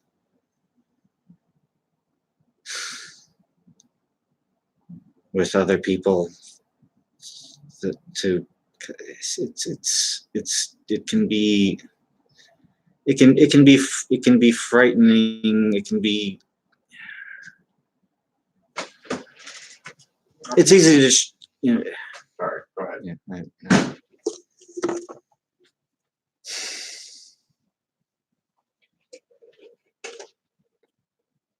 it's easy to be reflexively critical of people and often be right about it. It's easy to be avoidant and not bother, just interpret and not just keep it all inside, not offer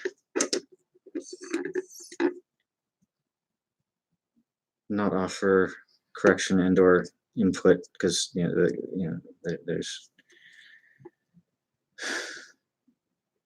there's so many different potential channels of attention and communication for any given.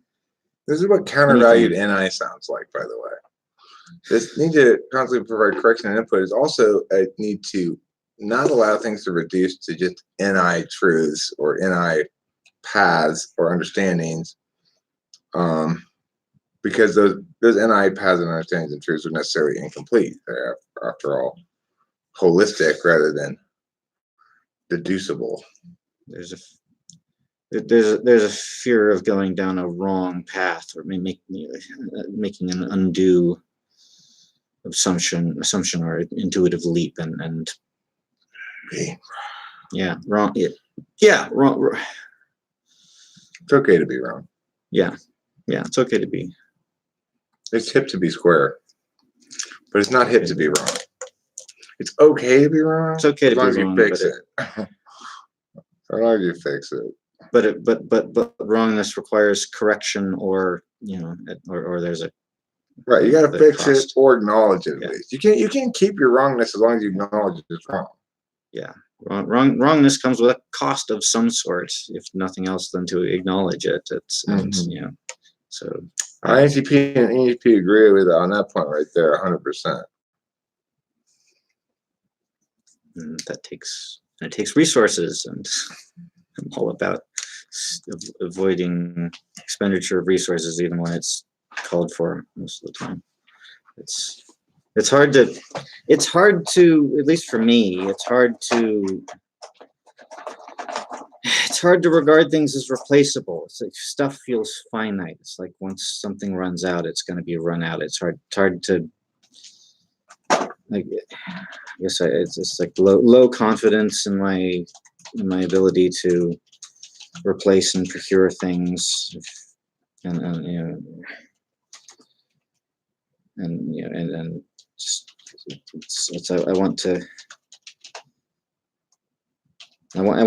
to keep stuff, hoard stuff, accumulate things, so that if and when I need whatever, it's there and I don't have to get it, because I know if I need something, I won't get it. I'll make do with whatever I have.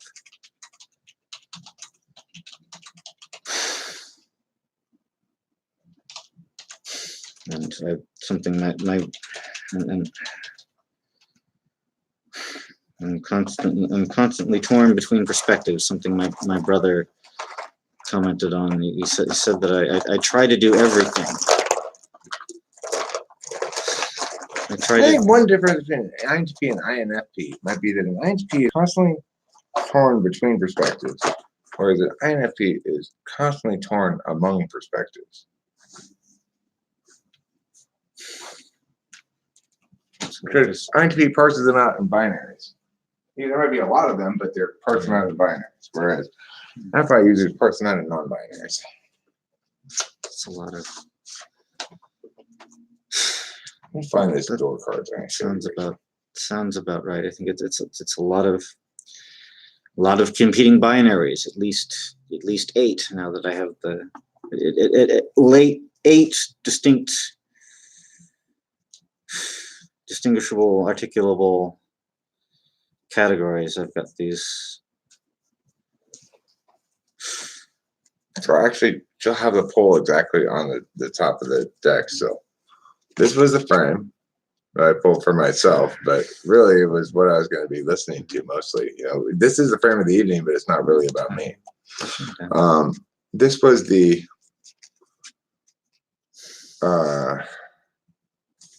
bottom one. This is an extra card that's not supposed to be in the deck, but I left it in there anyway. I called it the door card.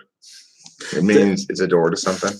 I have personal door that's got personal significance for me. What that door card does? Yeah. And then it went like this. This was the first one you got, which was the devil card. No, that's 15. Materialism. That's the death. It's either death or the devil. It's 13. That's 15. It's 15 death or the devil. Death, I think. Generally, it's the death card. And then this was the middle one. This is the. I think that's the devil, though. I'm pretty sure that is. I think death is 13. That's the devil. Yeah. This one is 9 of Swords. What's the 9 of Swords again? I should look on my chart now. Is that the knight? It's often depicted as an anguished figure, and but I'll pull it up on the chart. Someone waking, or sometimes with a bed nightmare. Where's the 10? 9 of Swords. Oh, the guy lying on the bed. Yeah. Right? Yeah. Okay. I wish I had my. Yeah. So. 9 of Swords. Terror, inability to cope, deep unhappiness, breaking point. That's what I was focusing on past. So this really is a brief for him, right? That's what I was sharing you, my nightmare moments. So. This was the completed, which was for the devilish shit he went through. The current or conscious present is this ongoing state of anguish or inability to cope. Yeah, or unresolved. Focusing on the past, it says too. Okay, and then the third one you got was this one, which is the 8 of Pentacles. This one says, new job, craftsmanship, hard work, dedication, concentration, diligence, don't give up. So that's the emerging present. That's basically the present that's going to happen when I go back to Los Angeles. And then the doorway card is the bottom card. It says gateway to meditation on it. It's not supposed to be in the deck, but I like to leave it in the deck along with the other one that says it's the flag card. The flag card means don't take this reading seriously if you get the flag card in your reading, basically. But the door card says, because the flag card says this is just a deck of cards if you get the flag card. Let me see if I can find the flag card. This one indicates completion of, or at least some degree of resolution of and this worldly sensory matters. Feels applicable, and the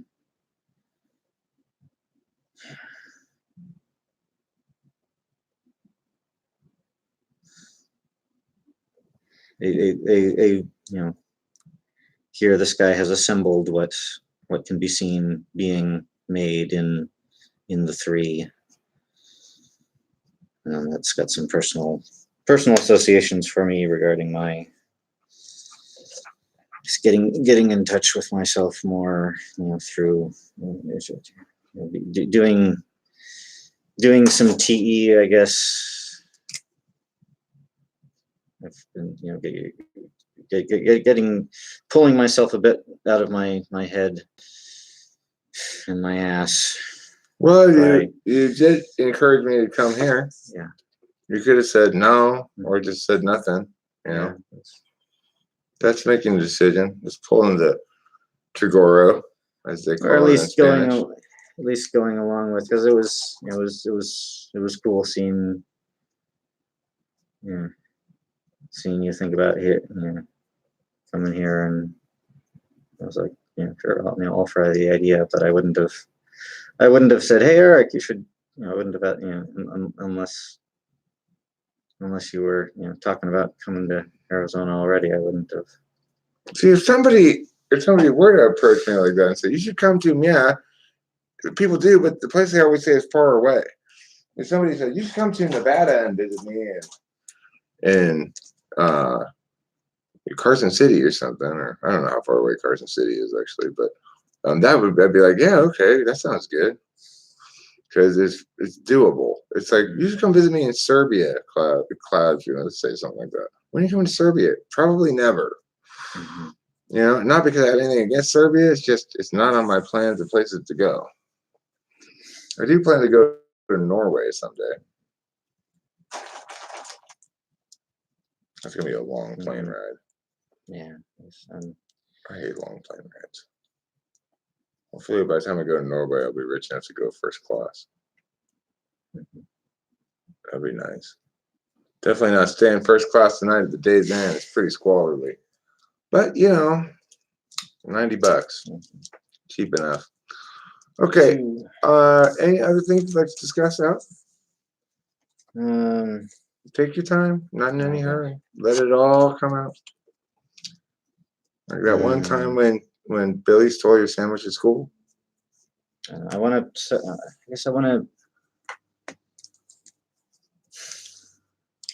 to hit back on a word and a concept and try and understand and explore a bit more. Absolve, absolution. Thank you, Eric. I'm grateful for, and yet also what part of what I want to communicate is that it's like I don't feel. I guess maybe I haven't. I guess if there's something I feel like I need absolution for, I haven't mentioned it yet, or I guess, but I guess I don't, like all the stuff I've mentioned, which is I don't. It's like I managed, and I'm also mentioning because I'm remembering my father recently saying something very similar. So I absolve you. He was like, I said, you are absolved. You are absolved because because so like one of the things is so like right before. Other types not getting SI third, basically. Well, you must be feeling guilty about it if you're fixated on it. No, it's because it's a bad SI experience and you're SI third. Okay, well, I appreciate the clarification. I wasn't sure you were feeling guilty. When I said absolved, I meant at first absolve guilt, but then I realized what you need is something broader. You need a palate cleansing narrative event of some sort. Yeah, I need a replacement. Well, this is about as palate cleansing narrative event as you're going to muster up in short notice, anyway. So the thing is, and the narrative has to be one that's more ontological though than external. So it's like that's exactly how you change this narrative. That's something that you're going to do inherently, unavoidably, without even you can't stop yourself from doing this, but you do. Yeah. I've done a lot of the ontological restructuring because I just couldn't not. It was not. But I think I've got to a point where I'm reluctant to externalize it. Yeah, exactly. I need to externalize it. I need to change my patterns setting. I'm living in the past. I'm dwelling in a space that it's comfy and it's the comfort of old familiarity, and it bears associations with This is comfort of predictable pain. Yeah, and at least it doesn't violate the prime directive. And now that and honestly, I've finally, I think I've processed through a lot of the pain. So it's just sort of, so there's a lot of just, oh, well, I hope I've, but at the very least, there's less pain in some regards, and it's like, that's something I'm almost afraid of too. The comfiness is like, oh, I could settle back into here, when I think I think I need to be growing out of, expanding beyond, finding a new shell, a new place. But look, being safe, feeling comfortable and safe, and as though it's just not going to surprise you and fuck up your life all of a sudden, is a good norm. It's not a bad thing. It's not you being naive or careless. It is you being not traumatized. Like the traumatized perspective sees, not being traumatized as a potential risk. It's like, oh, won't be on my toes, won't be right. I know. Won't be as on the lookout for the next. Wants to spike that shit out. Wants to, like, so here he's so it's an emotional scar. I've got this I've got this hurt spot that part of me wants to just hide and run away from that. It's a very weak part that I've been ignoring for a long time. So I'm here sharing, and because you can't hide from your own thoughts, and also part because I want to. It's sort of like I mentioned, self. So I'll try and refine those thoughts on FE later. But what I'm trying to say is, I'm sort of a big display that I sort of only partially understand. I'm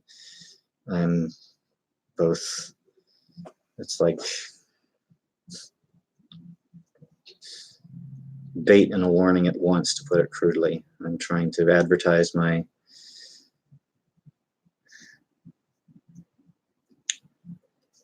look. Shit in life doesn't need to validate that much. That's what it boils down to. It's like, first of all, if you're just casting judgment on your own shit, like, okay, well, I'm holding myself to this level of whatever, then what's the purpose of that exactly? And if you're more concerned about other people's perspective on the issue of, like, well, there's this problem with what I'm saying, or this incompleteness of what I'm saying. Remember, they're less aware of those incompletenesses than you, by and large. And to the extent that they're as aware, they know what you're going through because they're an INTP too. They're not going to notice it. So if your goal is to communicate, then you got to sort of be aware that other people aren't as concerned with the fact that we can't precisely articulate out every single yeah. That's why you have to use and meadities periodically, because saying all those words is too hard. Yeah. Saying the words is too hard. That's one of the...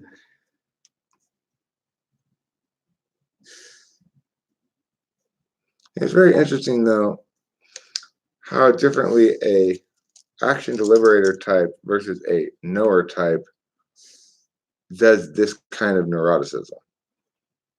Because I've seen Rachel do a little neurotic thing occasionally, not very much, but and when she does it, it's a series of randomly taking shots in the NI dark about shit that she doesn't know, like, well, you want this. No, I don't. Well, you're somebody who needs this. What? He does that stuff. You know, it's different than what he's doing, where it's like, oh, but that's incomplete, and there's also these other factors, and you know, I really haven't articulated all the. I think there's some misconceptions here. It's like I don't want there to be a misconception that I feel guilty. I don't feel guilty. I didn't do anything wrong. I know this, and I don't want to. I don't want to hammer this too hard because if I do, then and then people are going to perceive me as just whatever, dude. Mhm. You know, it's like the thing is, I don't say that to you. I say it to all ENTPs. Relax. You know, I know it's your nature and everything, but relax. You know, people will enjoy your any for its less useful aspects a lot. Relaxation feels stressful sometimes. Relaxation feels stressful? Yeah. Sometimes. Have you tried drawing a picture? Yes. I'll even try one again if you. Guys, that would be fun. I just like to go with the theme. I had my picture drawn theme, so I started hammering it, you know.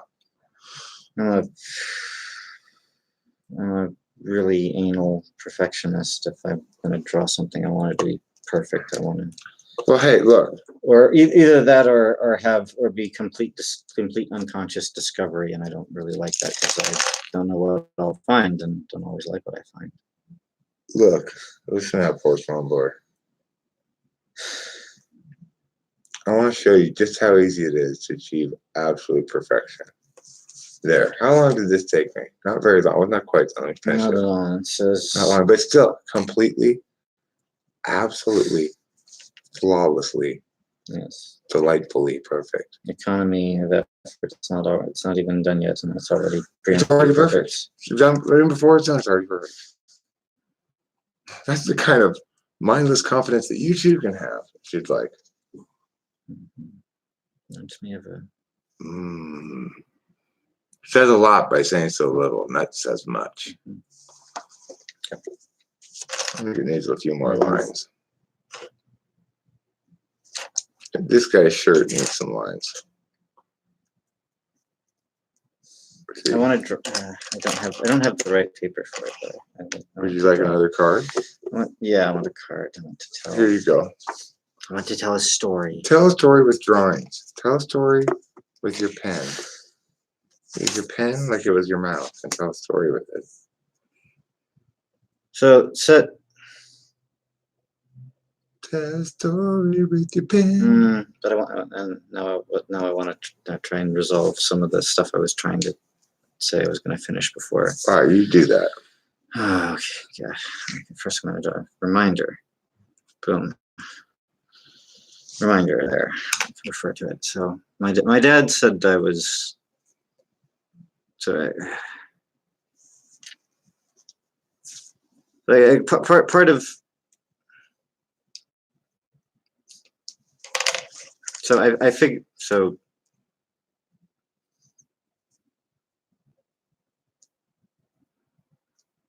My TI is pretty awesome. It saved the day that that painful night I'm mentioning, and burdening y'all with. I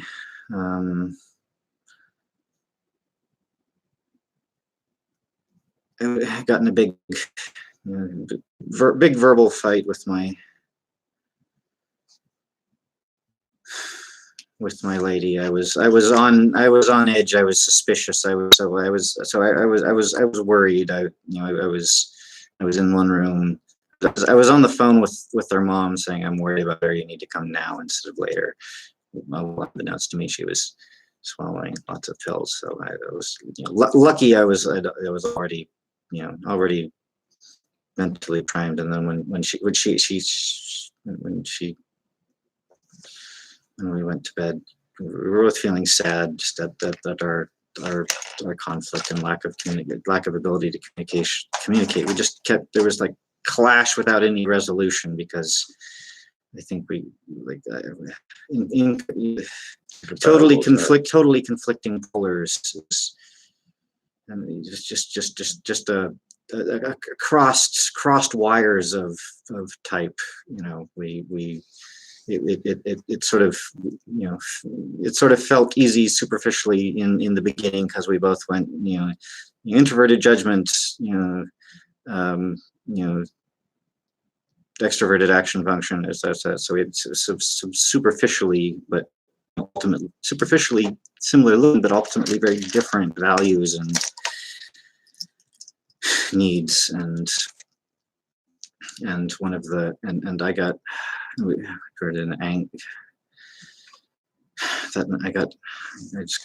got frustrated and angry, and I yelled. I said I was trying to hold her to what I thought was a reasonable standard of objectivity and consistency in words and language, because I would say things that meant things, and she would hold me account for her emotional associations that she had from other people, from like people who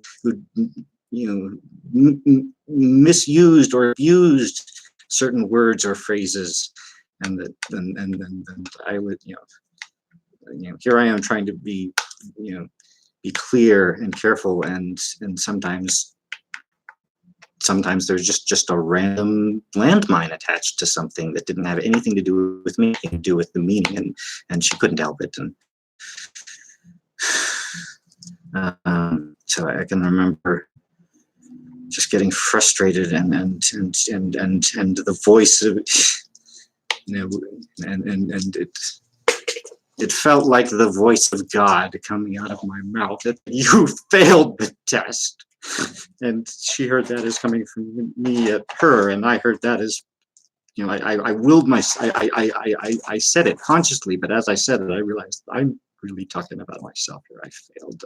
There's something I missed here, and I didn't properly explain and clarify that. I didn't. You couldn't have because you didn't know about cognitive function.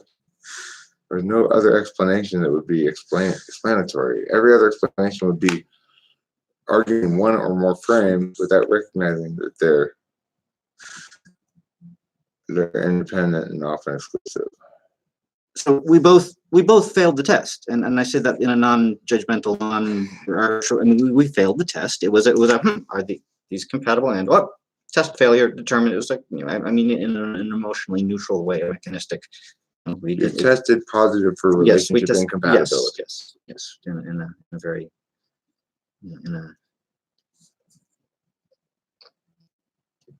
Well, what's interesting about yelling at people.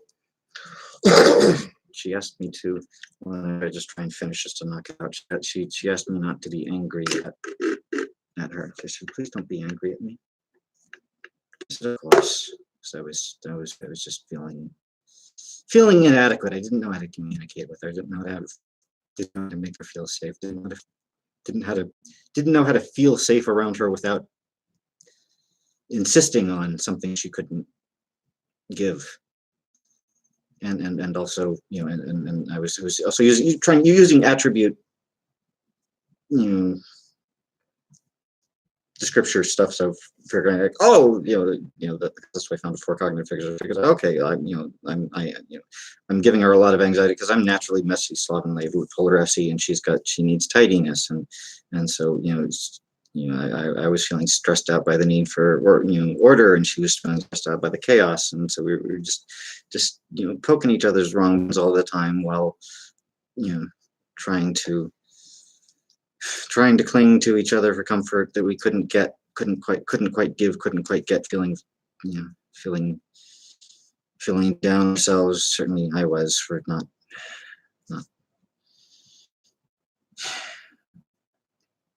being able to make it work, not explaining well enough or something. So incompatibility. So she asked me to not be mad. I said, of course. And then she said, and then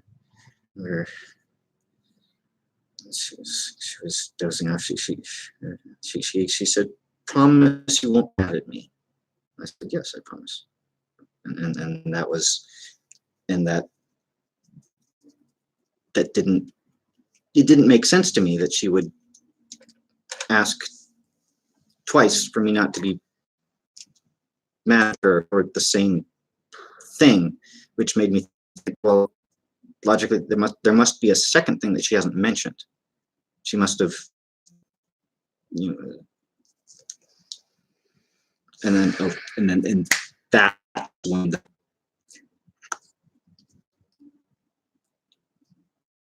So I could so right now I've got a choice. I can close that emotional door, or I could relive the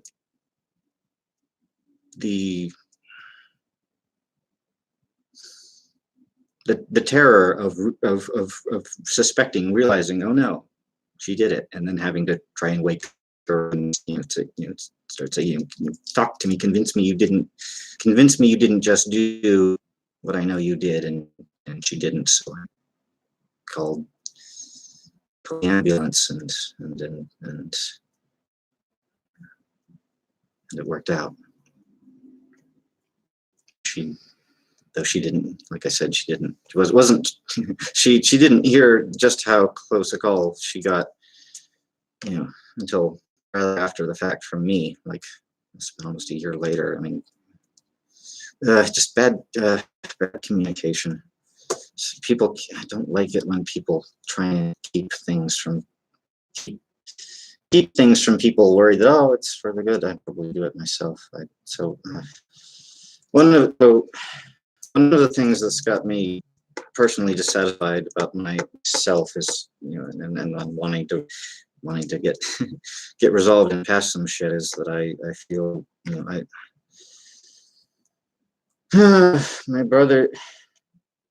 my brothers need me, and they need a better version of me. I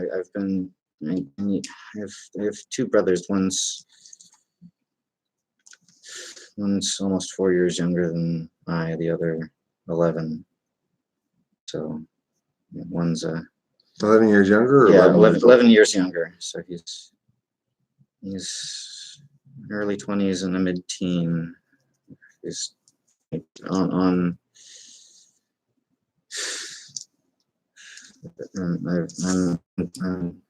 I'm the oldest of three, and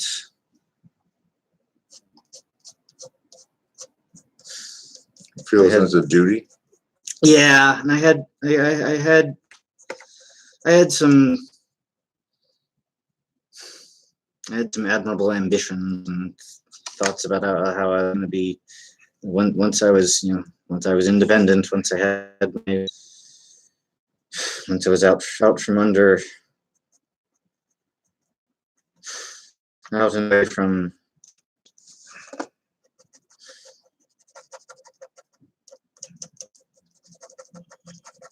away from the childhood paradigm. I guess I was hoping that I would. I had ideas for adventures and things. There was good times, having good times with my brothers, doing stuff, being like, trying to be like my grandpa, because that's so my grandpa was fun. Grandpa was fun, and Grandpa felt safe growing up, with mostly in most regards. Safer than other environments? Yeah, it was just sort of like mobile. He was always collected, always present and aware in the moment. Good, always properly equipped. He always had the right tool on him. Always had the guy with the knife, the flashlight, the thing that, oh, if only someone had this tool that everybody should have. At least from the absolute value there. Yeah, probably. And and always ready to inform, to hold forth, to lecture. Hear ye, hear ye. Today I lecture about ham. It's a pork product. but with a heavy Socratic style too, very interactive. Now, what kind of animal is ham made out of? But I guess I shouldn't. Yeah, Like that? not even that. Just more like, interesting stuff. Here's the knowledge I have about this interesting stuff, and here's what I learned. And I mean, here's like an STJ to me. yeah, STJ, a shared passion for history, past events, and the narratives around them.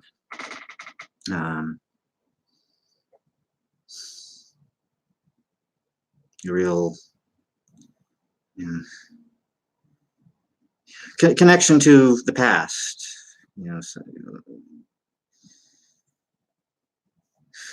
and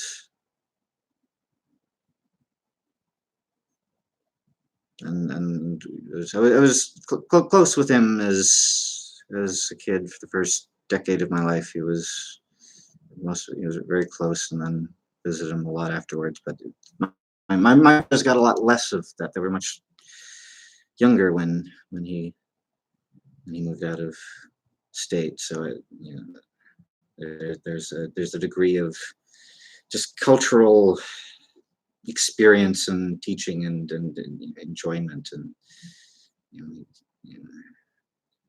he his grandpa who watched movies with me, recommended movies, the movie, gave me books. It was he was crafted my cultural education, as he called it. I'm not.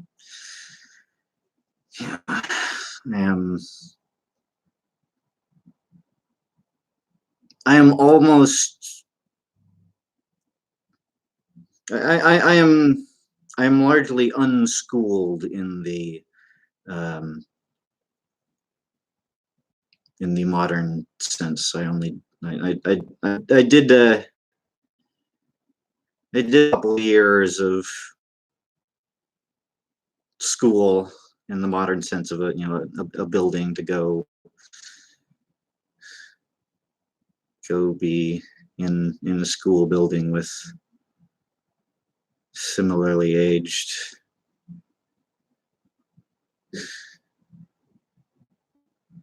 people, not my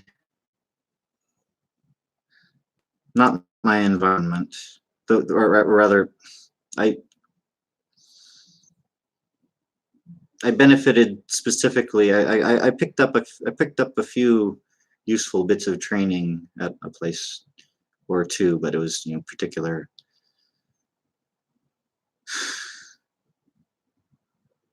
Specific. What am I even getting at anymore? What am I rambling on?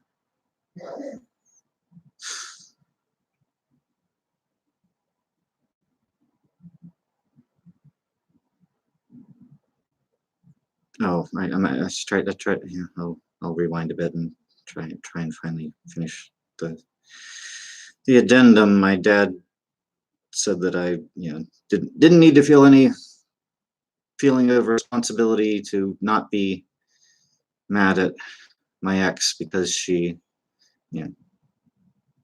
broke the rule and was not. I mean, but she said she that's not what she said, but because she secured my agreement to not be mad at her under she was not being above board. She didn't tell me what promised of not binding, and like I tried to say to him, that doesn't really even bother me so much, because I was mad at her. I was furious with her, and the moment reflexively I resolved that by running around, pacing around my place, for a day, getting myself drunk while piling her stuff on the couch, and I got my mat out, and it kind of resolved, and then we sort of petered on a sort of cordial friendship after a while, because we liked each other, cared about each other. It was totally incompatible. I guess that's what I really wanted to stress, and I guess I'm afraid of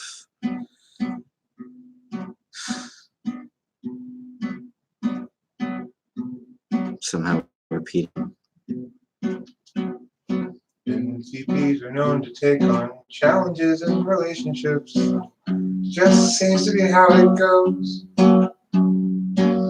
Perhaps it's that backslide F5 plus the SI much goes. In the end, you'll find the person who's right for you, or you won't. Either way, what you gonna do? I feel kind of like I'm not sure I can find the right person. I'm at least doubtful of my values and judgments. I think what I want to try and find out is if I'm clever or foolish for doing what I think I'm doing, which is trying to scare off everyone else. Foolish. Yeah, it's like she'll find me maybe. Got to kiss a lot of frogs before you find your prince. So it says on the bumper stickers that I've seen. I want to find the perfect display to scare away everyone else, everyone but her, whoever she is. Probably named Judy. Judy. Or Claire. I'm guessing maybe Judy Claire. Yeah. And her last name Barracks. And yeah, a name I dislike enough to want to give her something cute as a substitute. Horse Mumbler is the last name. I would want to do that. Don't worry, little girl. You're not a little girl anymore. Now your last name is Horse Mumbler. When you go make reservations, say, Mr. and Mrs. Horse Mumbler, party of two, please.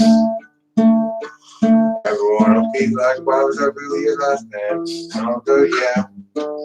It totally is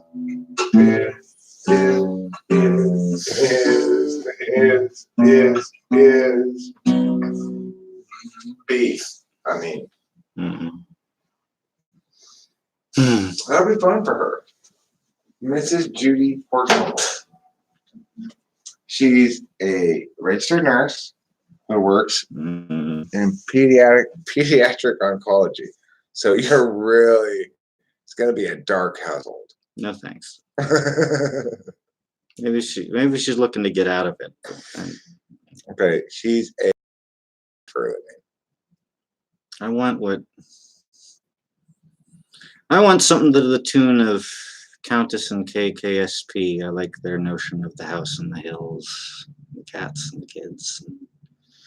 Oh, you mean domesticity? Yeah. Those strains of domesticity. Yeah, the country life. I'm tired of the hot, dry city. What do you, Octavia Silva? You said, "Hey, Earth Stress. What do you want?"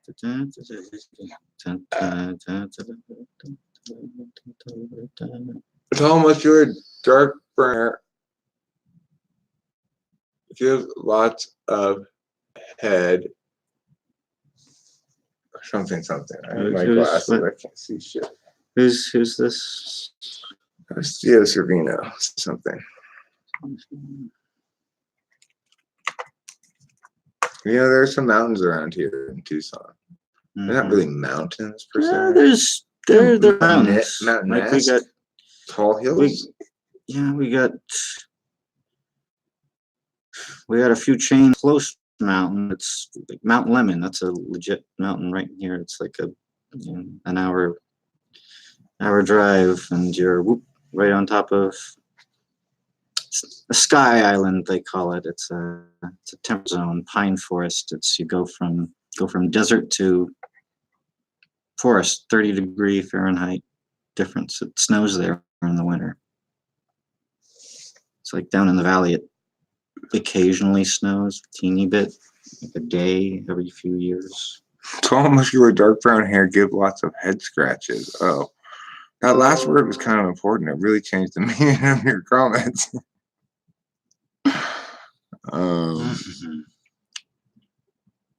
This dude who was obsessed with me in high school would compare me to Marla Singer. Don't know what to feel about that. Who's Marla Singer?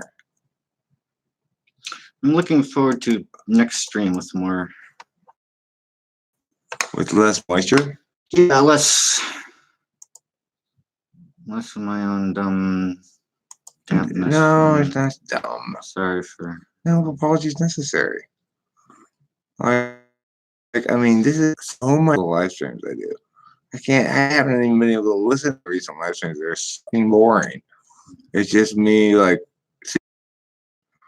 I don't know what to think about that either. I won't disagree. Your recent streams have been, have personally kind of. I mean, it's. Yeah. I like the up and the down. I like. It's for the live. An exit. I went too far now, and without some modern conveniences that would be nice to have in this day and time. Like a toilet. Toilets are kind of nice to have. All right, let's wrap this up, shall we? And we'll move on to another locale. I'll change things up. New setting, different attitude, different functions. Do more music, do more drawing. We do more future stuff, more present, less humanity about all the. Well said. Very well said. Stuff. You know, let's be ENFP tonight. Yeah. Just let your past go. Just let it go. So good night, my sweet, precious, preciado, angel spectacular. Wow, it is late. It is midnight where you are. You are really up late, darling. I'm up late too. It's 9 o'clock around. It's even later for him. I don't know. It's 9 o'clock. This is the wrong time. I'm still on California time. So. All right. So we'll see y'all later. I want to end with an editorial. Okay, you're gonna end with an editorial. There you go. Editorialize. And the media recommendation was The Lost Room, I think it is. That's so good. Yeah, so good. I've seen the whole thing too. So good. It's at the end. It's disappointing. Yeah. Everything up till the end, which I forget. It's great. Yeah, I recommend it too. So I was thinking to myself about this motel room and this and enjoying it. I like this little space. It's like a comfy little purgatory. That's exactly what it is. It's not that comfy. I haven't actually laid down on the bed yet. I just pulled the cover back to look at it. I give you the real short version of possibly apocryphal story, but legend, but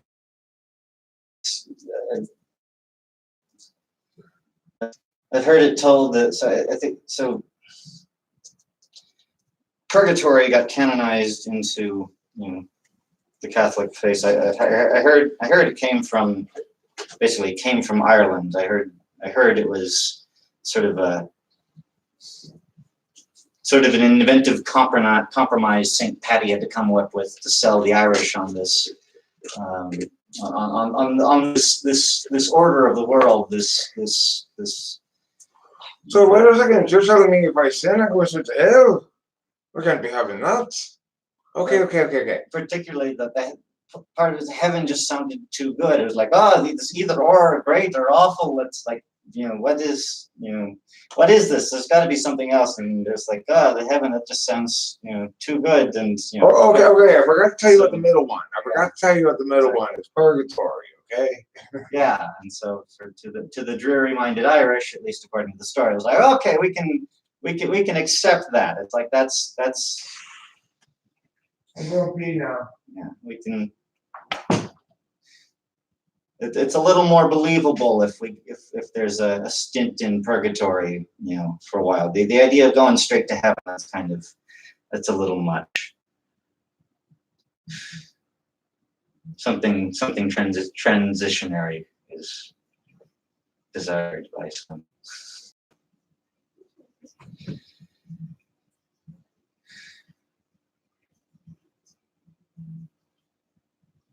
That's what I like about one of my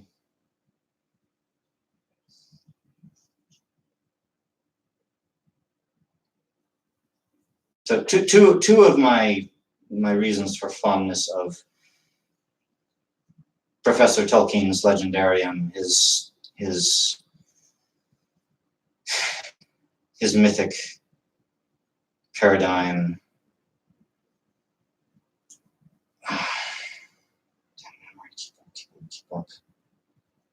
Is that there's not the cultural baggage. There's less cultural baggage attached to various concepts which he treats in his own particular novel ways in his stories, like he leaves a big fat open-ended wondering about where do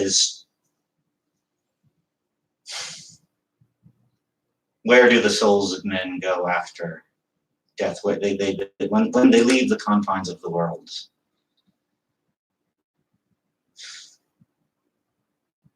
And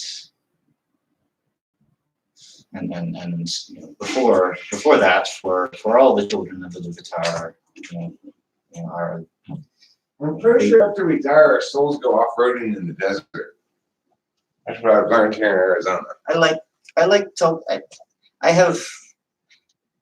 Tolkien's myth about the halls of Mondos, a sort of a place of healing and reflection, and I forget his counterparts, but it's a place of far in the West, a place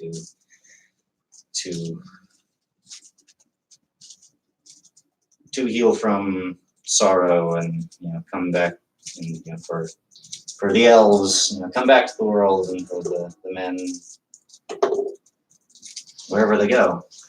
Well, I mean, I like the idea that when we die, we wake up in our gaming chair and we find out how we did in the game. We scored well or poorly. And then we go home and have dinner. We come back the next day and have a new life. I feel kind of afraid of that perspective. Like that's kind of like it's not quite like that. Why would you hope it's not like that? Oh, I guess. You want to know what score you got? Not really. I do. I totally want to know what score I got. I'll be like, "Hey, your face, horse mumbler." I got 64. You got 62. I feel so nervous about my scores. I feel more aware of my what feel like missed scores or bad scores, and I think, I hope I'm not. It's like, am I gonna have to review this and have to nod and go, yeah, I chose that. I knew it was. I knew that wouldn't get me I knew that would be a bad score according to these values if I'm going too easy on myself. You think I'm going too easy on myself? I don't seem to think that. I don't fixate on that shit. I know I do the best I can. And I make mistakes like anybody else, and I'm accountable for what I say and do. Okay, well that's where Christianity comes in. Forgiveness, accountability, and forgiveness are not exclusive of each other. Just because you make mistakes in life. I mean, who doesn't make mistakes in life? Mistake-free Bob? Just want to be like him? No, he's incredibly boring. What the world needs, really, what intuitive need is this, more than anything else. I need a mistake-tolerant environment. An environment that appreciates that mistake-making is part of the process, and encourages the mistakes that are part of the process. And the thing is, learn from mistakes probably better than censors do. Certainly better than like Fourth Slot and I does. But we need to NDPs, they experience shit to understand it, to know it really. They can think they understand it intellectually, but then they understand it until they experience it. And does that mean we make some mistakes? It's like, oh shit, I didn't know it was gonna feel that bad to do that kind of thing, you know? But we gotta rely on a universe that's forgiving. That's the great appeal of Christianity, is that it affords you a clean slate over and over again. Infinite chances of bad. Go and sin no more, but we know you're gonna sin anyway. Because everybody does, but you'll be forgiven again anyway. That's how life should be. It's not, as long as you're trying to not sin, you know. You try to have genuine good intentions and genuine humility enough so that your good intentions will become like dogma or something. But beyond that, the most anybody can ever expect of anybody is that they at least try to do good and be good, or at least not be evil. And that you can reasonably expect forgiveness for their mistakes when they do make mistakes. From people and deities alike.